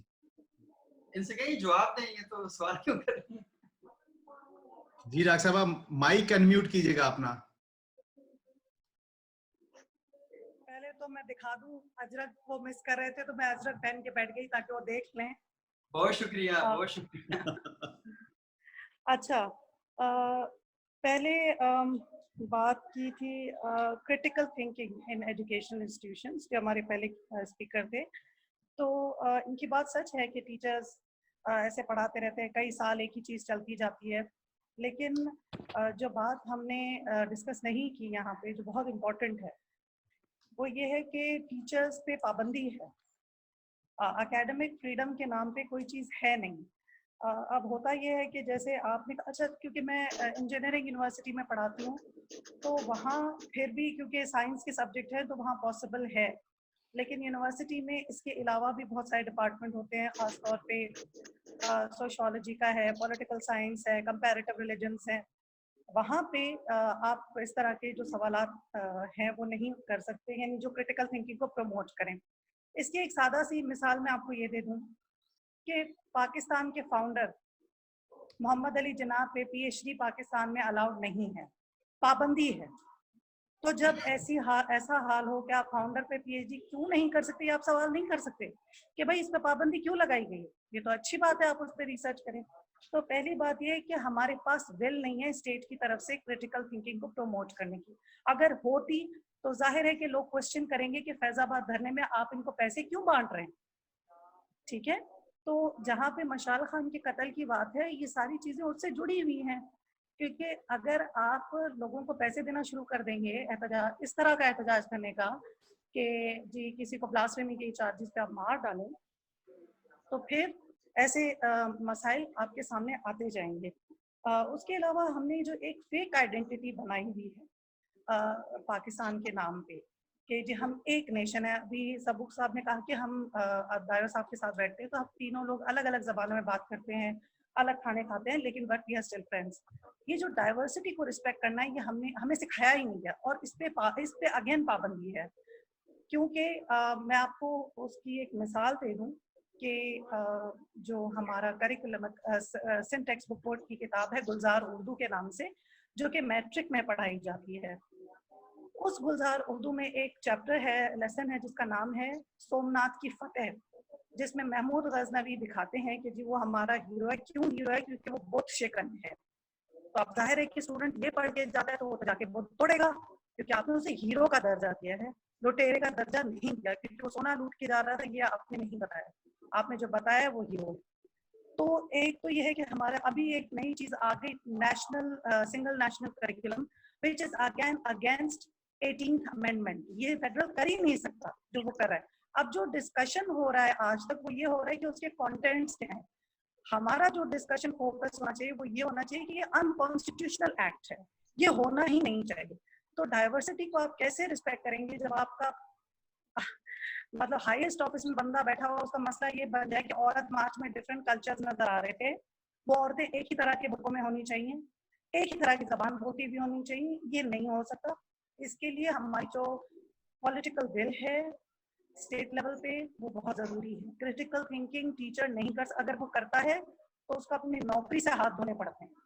तो while it is important for the teachers and also their training is very important, क्योंकि मैं यूनिवर्सिटी में पढ़ाती हूँ, हमारी कोई ट्रेनिंग नहीं होती है, ये हम बस खुद ही सीखते हैं, जो जैसे सीखे जाए, जिसको जो तरीका सूट करता है वो उसी तरीके से चलता है। तो टीचर ट्रेनिंग बड़ी इंपॉर्टेंट है। क्रिटिकल थिंकिंग को प्रमोट जरूर करना चाहिए, लेकिन उसके साथ साथ जो मुझे लगता है कि टीचर्स के जो उनकी जॉब सिक्योरिटी है वो बहुत जरूरी है। अगर आप क्रिटिकल थिंकिंग के नतीजे में उनको फायर कर देंगे तो कोई आगे नहीं आएगा। तो मुझे इस पर बताइए कि हमारे स्टेट की क्या वो हमें सपोर्ट करेगा अगर मैं क्रिटिकल थिंकिंग प्रमोट करती हूँ। अगर मैं ये सवाल उठाती हूँ कि इस तरह से क्यों पढ़ाया जाता है, अगर नहीं करेगा तो फिर मैं तो नहीं करूँगी ये सब। शायद है मुझे अपने घर में घर लाना है, बच्चे पाल लूँ। अच्छा, इसमें मेरे ख्याल में ओन साई साहब और सबुक साई साहब हम एटलीस्ट 3 क्वेश्चंस ले लेते हैं।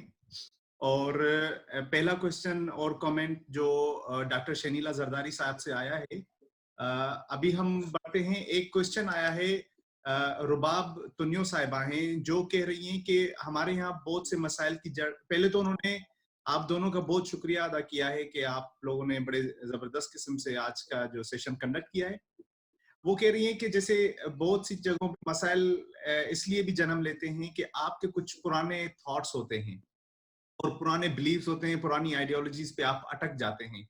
जैसे आपने एक झील की मिसाल दी कि जब नया पानी आता है और उस तरफ से निकल जाता है तो वो फ्रेश रहती है, झील की एक खूबसूरती होती है।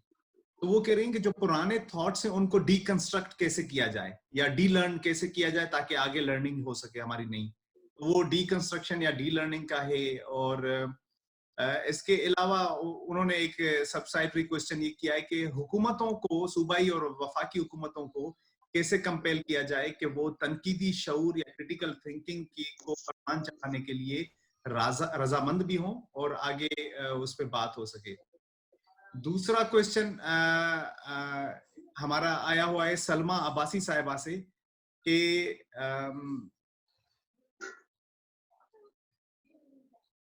टीचर जो है वो अथॉरिटी होते हैं कि वो किस तरीके से तुलबा को वो पढ़ाएं और वो कौन से तरीके कार हो, क्या मेथोडोलॉजी हो, मोडस ऑपरेंडी क्या हो उसकी।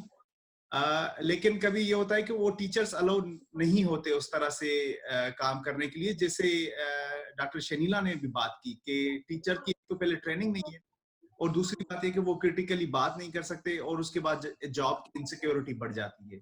तो इन सवालों के जवाब दें, बाद में फिर हम जो है कुछ और नए सवाल लेंगे। पहले ओन साई साहब आप जवाब दे दें अगर जिस पे कमेंट करना चाह रहे हैं।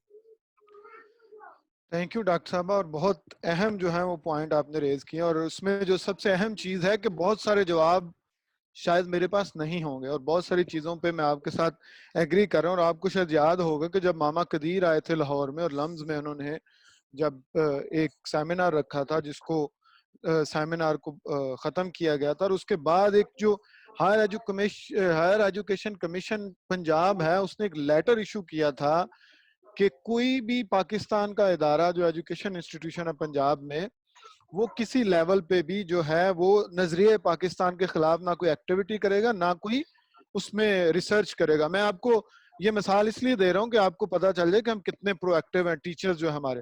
اچھا پنجاب یونیورسٹی نے اس پہ کیا کیا کہ پنجاب یونیورسٹی نے گورنمنٹ آف پنجاب کو ود ان اے ویک جو ہے وہ رسپانڈ کیا. انہوں نے کہا آپ بات کر رہے ہیں کہ کرے گا نہیں, ہم نے 1947 سے لے کے اب تک کوئی ایک بھی اس طرح کی ریسرچ نہیں کی جو نظریہ پاکستان کے خلاف ہے. تو میں کہہ رہا ہوں کہ آپ اپنی سپیس جب آپ خود دیتے جائیں گے, میں جس طرح آپ کہہ رہی ہیں کہ آپ جو ہیں انجینئرنگ کی ہیں, لیکن سب سے بڑا مسئلہ ہے سوشل سائنسز کا, اور یہ مسئلہ آپ کو بہت زیادہ پیش آئے گا کیونکہ جن ملکوں کے آپ قریب ہو رہے ہیں, جیسے آپ دیکھیں جو چائنا ہے, وہاں پہ سائنس اور انجینئرنگ میں آپ دنیا جہان کی ریسرچ کر لیں کوئی آپ کو کچھ نہیں کہے گا. وہاں پہ جب آپ سوشل سائنسز پہ بات کریں گے, جب آپ سوشل سائنسز میں ریسرچ یا نئی بات کوئی کریں گے تو اس پہ بہت بڑی پابندی ہے, اور اس کے لیے بہت سارے جو ہیں وہ واچ ڈاگز ہیں جن سے آپ کو گزرنا پڑے گا. تو اس میں یہاں پہ جو میری جو ایک سجیشن ہے, اور میں ایک اسٹوڈنٹ ہوں, آپ ٹیچر ہیں, آپ مجھ سے بہت بہتر جانتی ہیں کہ کچھ چیزیں ہیں مثلا جس سے ہماری یونیورسٹی ڈر جاتی ہے, جس سے ہماری یونیورسٹی, اب جو یونیورسٹی ایڈمنسٹریشن ہے اس نے آنا 3 سال کے لیے, ٹیچر نے وہاں رہنا 30 سال یا 25 سال. یا اب یونیورسٹی ایڈمنسٹریشن کا کیا مسئلہ ہے کہ اس نے وہ 3 سال میں اپنی ایک لیگیسی بھی بنانی ہے کہ اس کو اس کی ایکسٹینشن بھی مل جائے 3 سال کی. اس کو کوئی پرابلم نہیں ہے کہ ٹیچنگ انوائرمنٹ کس طرح کا ہے, اسٹوڈنٹ کیا کر رہے ہیں. ہمارے اپنے بہت اچھے دوست جب وہ وائس چانسلر بنتے ہیں تو بڑے پریگمیٹک ہو جاتے ہیں. تو یہ جو پریگمیٹزم ہے یہ آپ کی سپیس جو ہے وہ دے رہا ہے. آپ جان بوجھ کے, جس طرح میں نے آپ کو پنجاب یونیورسٹی کی بات بتائی تو کامران مجاہد صاحب وائس چانسلر تھے, انہوں نے اگلی ایکسٹینشن لینی تھی تو ان کو کہا گیا آپ نے کرنا نہیں, انہوں نے کہا ہم نے پوری ریسرچ کر لی, ہم نے 1947 سے لے کے ابھی تک نہیں کی. تو آپ جب آپ اپنی سپیس دیں گے, اور پھر ایک ٹیچر, میرا پھر یہ ایک چھوٹا سا جو ہے وہ ہمبل گزارش ہے کہ اگر ایک ٹیچر کو, میں جس طرح ہم سارے جو جرنلسٹ ہیں بہت پابندیاں ہم پہ, لیکن وہ نو کہ ہمیں کس طرح بات کرنی ہے. اگر ایک ٹیچر کو 10-15 سال کے تجربے کے بعد یہ نہیں پتا کہ اس ریسرچ کو میں اس میں کون سے کی ورڈز ڈالوں جس سے کوئی ایک بندہ یا انسٹیٹیوشن یا آپ کی اسٹیبلشمنٹ پریشان ہو جائے گی. اب جس طرح انہوں نے یہ کریٹیکل تھنکنگ کا جو کی ورڈ ہے وہ بین ہے اس وقت پاکستان میں, کوئی این جی او کوئی ادارہ بات نہیں کر سکتا. میں ابھی عبداللہ نے ٹویٹ کیا تھا, میں ان کو یہی کہنے لگا تھا کہ اس کو ری فریز کر لیں. اب آپ کریٹیکل تھنکنگ کا نام لے کے کسی یونیورسٹی میں کچھ نہیں کر سکتے کیونکہ سیکیورٹی کے جو آپ کے ادارے ہیں اگر ان کی یہ نظر سے گزرا تو آ کے عبداللہ سے وہ ضرور پوچھیں گے کہ یہ تو بین ہے پاکستان میں, آپ یہ کیوں کر رہے ہیں. تو آپ نے ری فریز کرنی ہے چیزوں کو. اور بہت ساری, اب جیسے میں آپ کو بتاؤں ڈاکٹر صاحب, میں یونیورسٹی میں پڑھا رہا تھا, میں اس دن عبداللہ کو بتا رہا تھا 2010 کی بات ہے, ماس کمیونیکیشن کے اسٹوڈنٹس تھے ڈیولپمنٹ جرنلزم کے, تو میں نے ان سے پوچھا کہ کوئی سٹوری آئیڈیاز دیں, اور میں آپ کو یہ صحیح بتا رہا ہوں, اس میں کوئی میں آپ کو کسی قسم کا اپنی طرف سے, پہلا اٹھا اس نے کہا مغرب کی کلچرل جلگار آن اسلام, دوسرا اٹھا اس نے کہا اسرائیل کی اسلام یا مسلمانوں کے خلاف سازشیں, تیسرا اٹھا اس نے کہا انڈیا کا جو کلچرل انویژن ہے پاکستان پہ. تو میں بڑا پریشان ہو گیا, میں نے ان اسٹوڈنٹ سے صرف یہ پوچھا, میں نے کہا آپ کے کوئی گلی محلے میں کوئی پانی کے مسئلے ہوں, کوئی ہیلتھ کے ایشوز ہوں, آپ گھر سے یونیورسٹی آتے ہیں, کوئی آپ کے ٹرانسپورٹیشن کے ایشو ہوں, آپ یونیورسٹی میں آتے ہیں, کوئی لائبریریوں میں بکس کا مسئلہ ہو, کوئی آپ کو لگے کہ وہ بہت دور جانا پڑتا ہے, تو ان کا سر اس طرح کے تو بہت مسئلے ہیں لیکن وہ جو ہے وہ ذرا بڑے مسئلے نہیں ہیں. تو یہ جو ہے نا یہ چھوٹا سوچنا, جو ریشنلائز کرنا چیزوں کو, شاید یہ میں آپ کو صرف بتا رہا ہوں, آپ مجھ سے بہت بہتر جانتی ہیں, آپ کی بڑی تعریف سنی ہے میں نے, عبداللہ صاحب بڑی تعریف کرتے ہیں اور آپ بہت اچھا بولی بھی آج جو میری آپ سے. تو میں صرف آپ جب ہم جرنلسٹ ہیں تو ہم ٹویک کر لیتے ہیں چیزوں کو, تھوڑا سا موڑ لیتے ہیں کہ ہم اب فوج نہیں کہیں گے, اب ہم یہ نہیں کہیں گے, اب ہم کوئی نیا لفظ اس میں لے آئیں گے, یا ضروری نہیں ڈائریکٹ ہم بات کر لیں, یا ضروری نہیں اگر ان کو میرے سے مسئلہ ہے تو میں سبوق صاحب سے کہوں گا کہ آپ یہ بات کر دیں, یا سبوق صاحب سے اور میرے دونوں سے مسئلہ ہے تو ہم آپ سے کہیں گے کہ آپ کر دیں. تو کیونکہ اب متی اللہ جان کا ان کو پتا ہے کہ اس نے کرنی ہمارے خلاف ہے, تو ہم اس کو کہہ دیں گے کہ یار یہ والی بات آپ کر دو, ہم کریں گے ایکسکیوز می, تو شاید مسئلہ ہو جائے گا. تو میں آپ سے کہہ رہا ہوں کہ وہ تھوڑے تھوڑے سے شاید کر کے چیزیں, اس میں سے شاید آپ کو وہ چیز کوئی نیا کام کرنے میں وہ آسانی ہو, اسپیشلی جو کریٹیکل تھنکنگ ہے. اور بینگ ٹیچر یا بینگ جرنلسٹ, اگر ہم یہ نہیں کر پا رہے, اگر ہم نہیں کر پاتے, تو at the end of the day جو ایکسٹرنلائز کرنا ہے اپنے ایشو کو, وہ تو بہت آسان ہے. جس طرح جو آپ نے بات کی کہ اب ہم نے ہر چیز ایکسٹرنلائز کر دی, ہمارے انٹرنل ایشو کے لیے ذمہ دار ہے انڈیا, امریکہ, اسرائیل, اب فرانس, پتہ نہیں کون کون سے, جن کو پتہ بھی نہیں. جب آپ ادھر جاتے ہیں تو پتہ چلتا ہے ان کو آپ کے بارے میں پتہ ہی نہیں کہ آپ اس دنیا میں ہیں بھی ہیں کہ نہیں. Thank you. سبوق صاحب کی طرف جانے سے پہلے, سبوق صاحب آپ کے پاس ہم بہت سے سوال بھیج رہے ہیں. سب سے پہلے ایک سوال, یا جو پچھلے سوال ہیں ان پہ آپ کمنٹ کرنا چاہ رہے ہیں تو آپ اکٹھے کر لیجیے گا. ایک سوال ہے ہمارے پاس نوشاد کی طرف سے. نوشاد, آپ سوال کر لیں اپنا. Assalamu alaikum, sir. Here Noshad Naz Khaskali from BALLB department. Sir, I have a question about this topic, critical, as you are asking about critical thinking. Sir, میرا سوال یہ ہے کہ جیسے آپ نے بتایا یا ڈسکس کیا, جیسے میں بھی اسٹوڈنٹ ہوں, کہ یہاں جو اسٹوڈنٹ ہیں ان میں کریٹیکل تھنکنگ ہونی چاہیے. تو سوری ٹو سے میری سوچ کے مطابق یہ ہے کہ کریٹیکل تھنکنگ اسٹوڈنٹ کے بجائے پہلے ان کے پیرنٹس اور ٹیچرس میں ہونی چاہیے, کیونکہ جس معاشرے میں ہم رہ رہے ہیں یہاں پہ کریٹیکل تھنکنگ جو ہے ٹیچرس میں نہیں ہے. فار ایگزامپل, اگر پہلے ہم جیسے اسکولس میں پڑھتے ہیں, پھر کالجز میں, دین یونیورسٹی میں, اسکول میں ہی ہمیں یہ سکھایا جاتا ہے کہ اگر تم کوسچن کرو گے, لڑکا ہو یا لڑکی جو بھی ہو, تو یہ فلاں ٹیچر جو ہے اس پہ چڑھ کھاتا ہے, وہ اس کا جواب نہیں دے گا. اگر آپ نے کوسچن کیا 1 بار 2 بار 3 بار, تو وہ کیا کرے گا, ان ریزلٹ آپ کی مارکس کٹ کر دے گا یا آپ کو فیل کر دے گا. سیم سچویشن یونیورسٹی میں ہے, جہاں پہ ہماری ٹیچرس کلاسز تو نہیں لیتے, لیکن جب ہم ٹرائی کرتے ہیں کہ سر ایک تو آپ نے ہماری کلاسز نہیں لیے, اوپر سے جب ہم پیپر دیتے ہیں تو اس میں آپ بلا وجہ ہمیں فیل کرتے ہیں اور پیپرز بھی چیک نہیں کرتے ٹھیک سے, تو اس میں کریٹیکل تھنکنگ کہاں سے آئی؟ کیونکہ وہاں پہ تو ہمیں دبایا جاتا ہے کہ آپ لوگوں نے کوسچن کرنا نہیں ہے, اگر ہم کرتے ہیں تو اس کا ہمیں ریزلٹ صحیح ملتا نہیں ہے.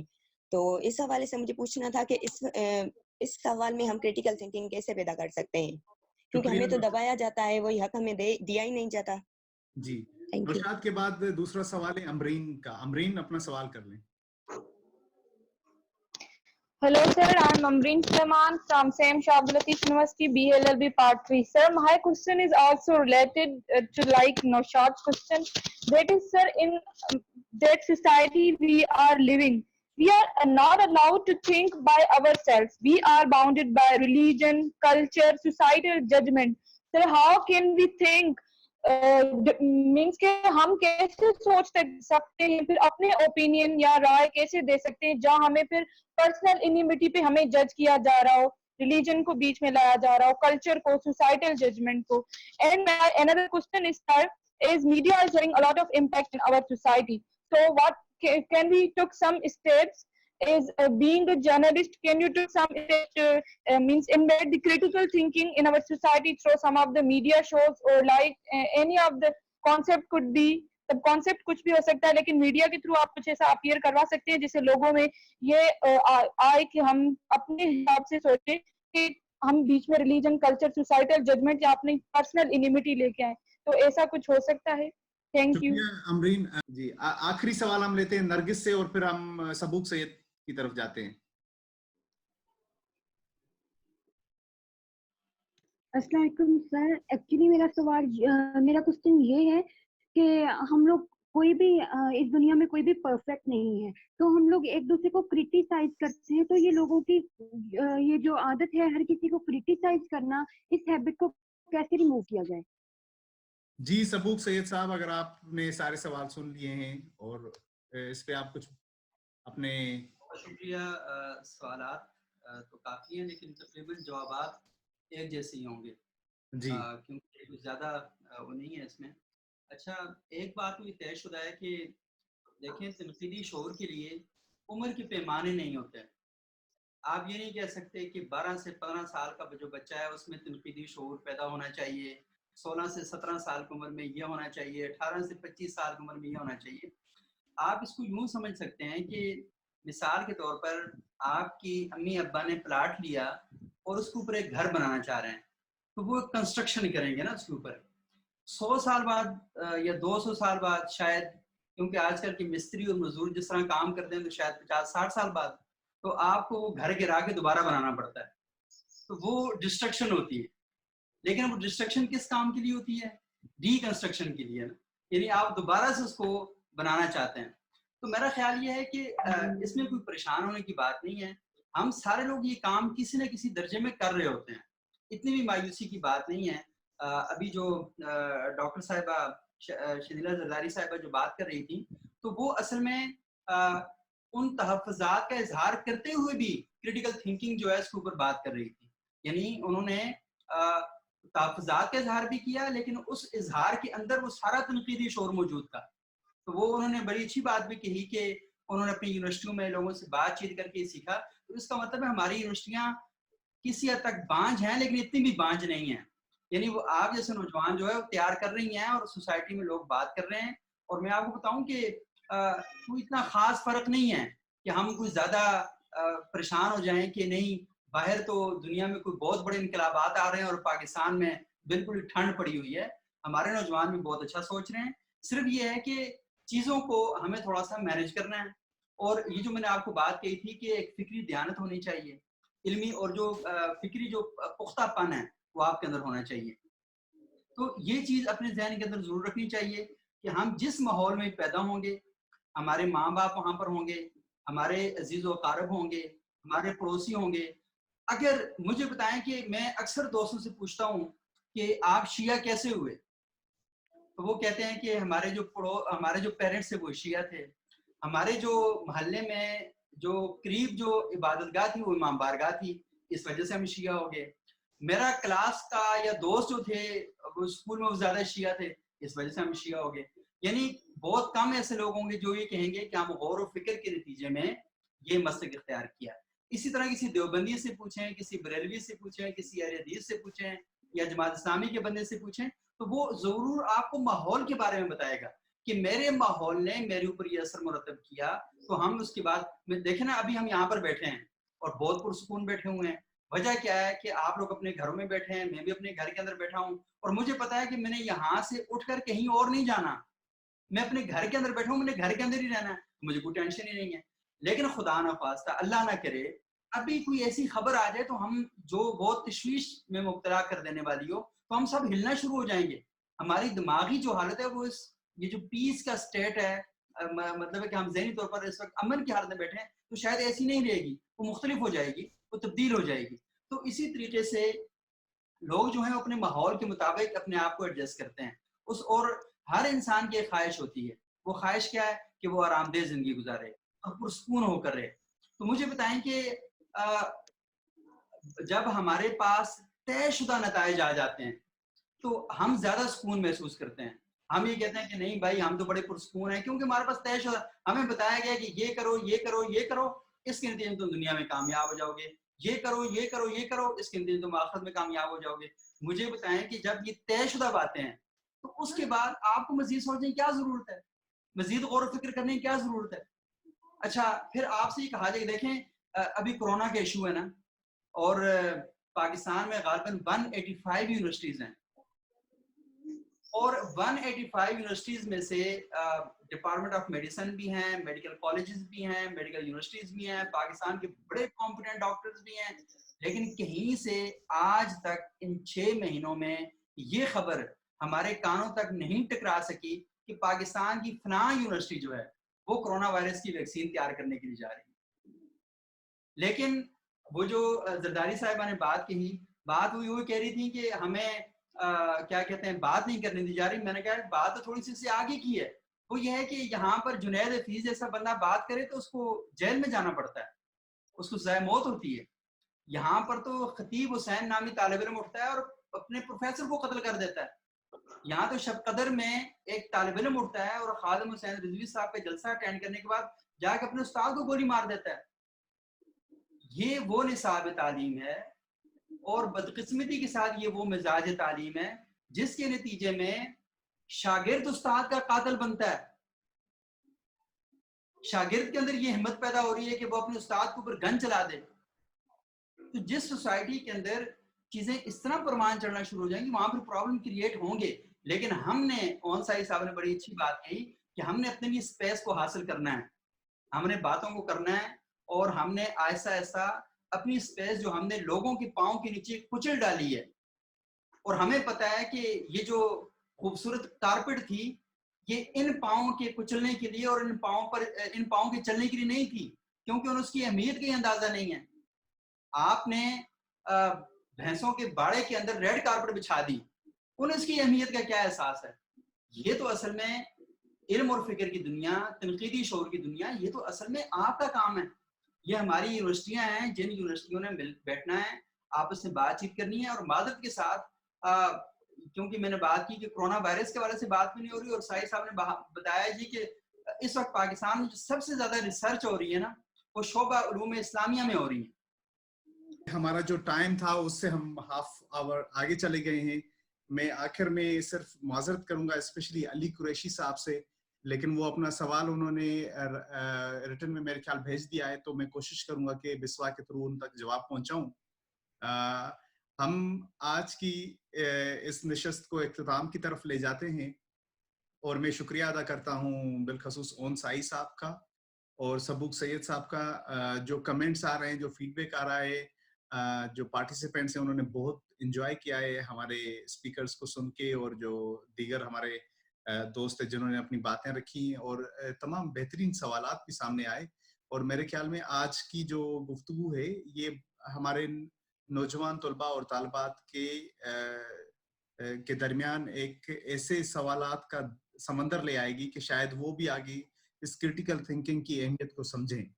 میں خادم حسین میرانی صاحب ایگزیکٹو ڈائریکٹر ہیں بھٹائی سوشل واچ اینڈ ایڈوکسی, ان کو کہوں گا کہ وہ اظہار تشکر ادا کریں, اور ساتھ میں جو پروفیسر حسن شیخ صاحب تھے شاہ عبد اللطیف یونیورسٹی خیرپور کے, ہم ان کو نہیں سن پائے, لیکن ان کا بھی بہت بہت شکریہ. مہربانی عبداللہ دایو صاحب. سب سے پہلے تو آپ کی بڑی مہربانی, آپ کے توسط سے دو اچھے اسپیکر, کافی ٹائم سے ہم یہ پلان کر رہے تھے کہ اس طرح کی یعنی کہ سبوت سید صاحب اور ان عباس سائی صاحب سے ہم سنیں, اور آج یہ اچھا ہوا کہ خیرپور کے لوگوں نے, شالت یونیورسٹی کے لوگوں نے, اور مختلف سندھ کے علاقوں سے یونیورسٹی سے لوگوں نے پارٹیسپیٹ کیا. تھوڑی سی ٹیکنیکل یہ مجبوری آج رہی ہے کہ 2 دن سے سندھ میں برسات رہی ہے, نیٹ ورک کا پرابلم رہا ہے, پھر بھی بچوں کا پارٹیسپیٹ اتنا کرنا کہ یہ بڑی خوشی کی بات ہے. لیکن میں ضرور کہوں گا سبو سید صاحب اور کون عباس صاحب کو دوبارہ ہم سنیں ویبنار میں. عبداللہ کو صاحب کو ریکویسٹ ہے کہ APS دوبارہ اس طرح کا ان سے ساتھ ٹائم لیں, کیونکہ قیمتی ٹائم ہوگا ان کا. لیکن دوبارہ کچھ بچوں کے ہمارے پاس آئے ہیں, یعنی کہ ہمارا جو گروپ بنا ہوا اس میں کافی کمنٹ ہے کہ ہم نہیں سن پا رہے ہیں, لیکن یہ یوٹیوب پہ اس کو پورا ہم لائیو چلائیں گے, بچوں کو سنائیں گے. تو آپ کی بڑی مہربانی. اسی موقع پہ محمد علی لاشاری صاحب بھی ہمارے ساتھ موجود تھے, اس کی بھی بڑی مہربانی. حسن شیخ شالت یونیورسٹی سے, عبدالجبار خاص علی بھی اس ساری چیز کو ایک ریکارڈنگ کر رہے تھے. عبداللہ دایو صاحب جو عبدالجبار خاص علی صاحب اس کی رپورٹ بھی بنا رہے ہیں, جس کی بھی بڑی مہربانی. ڈاکٹر شنیلا زرداری صاحب کی یہ تیسرا ویبنار ہے, ہمارے ساتھ رہی ہیں, تو اس کی بھی بڑی مہربانی. وہ ہمارے ساتھ ویبنار میں شامل رہتے, اچھی ان سے گفتگو سنتے ہیں ہمارے بچے بھی. تو سب سے تمام طلباء اور طلبات کا مہربانی, انہوں نے ہمیں ٹائم دیا. اور یہ جو پروجیکٹ ہمارے session academic dialogue on campus life of promoting social and cultural harmony, اس کو آگے انشاءاللہ لے چلیں گے, اور جو مختلف ایکٹیویٹی ہم کرتے رہیں گے. آپ کی بڑی مہربانی ٹیم, پوری ٹیم کی, بسوا کی امین, بیگم فوزیہ, ان کی بڑی مہربانی.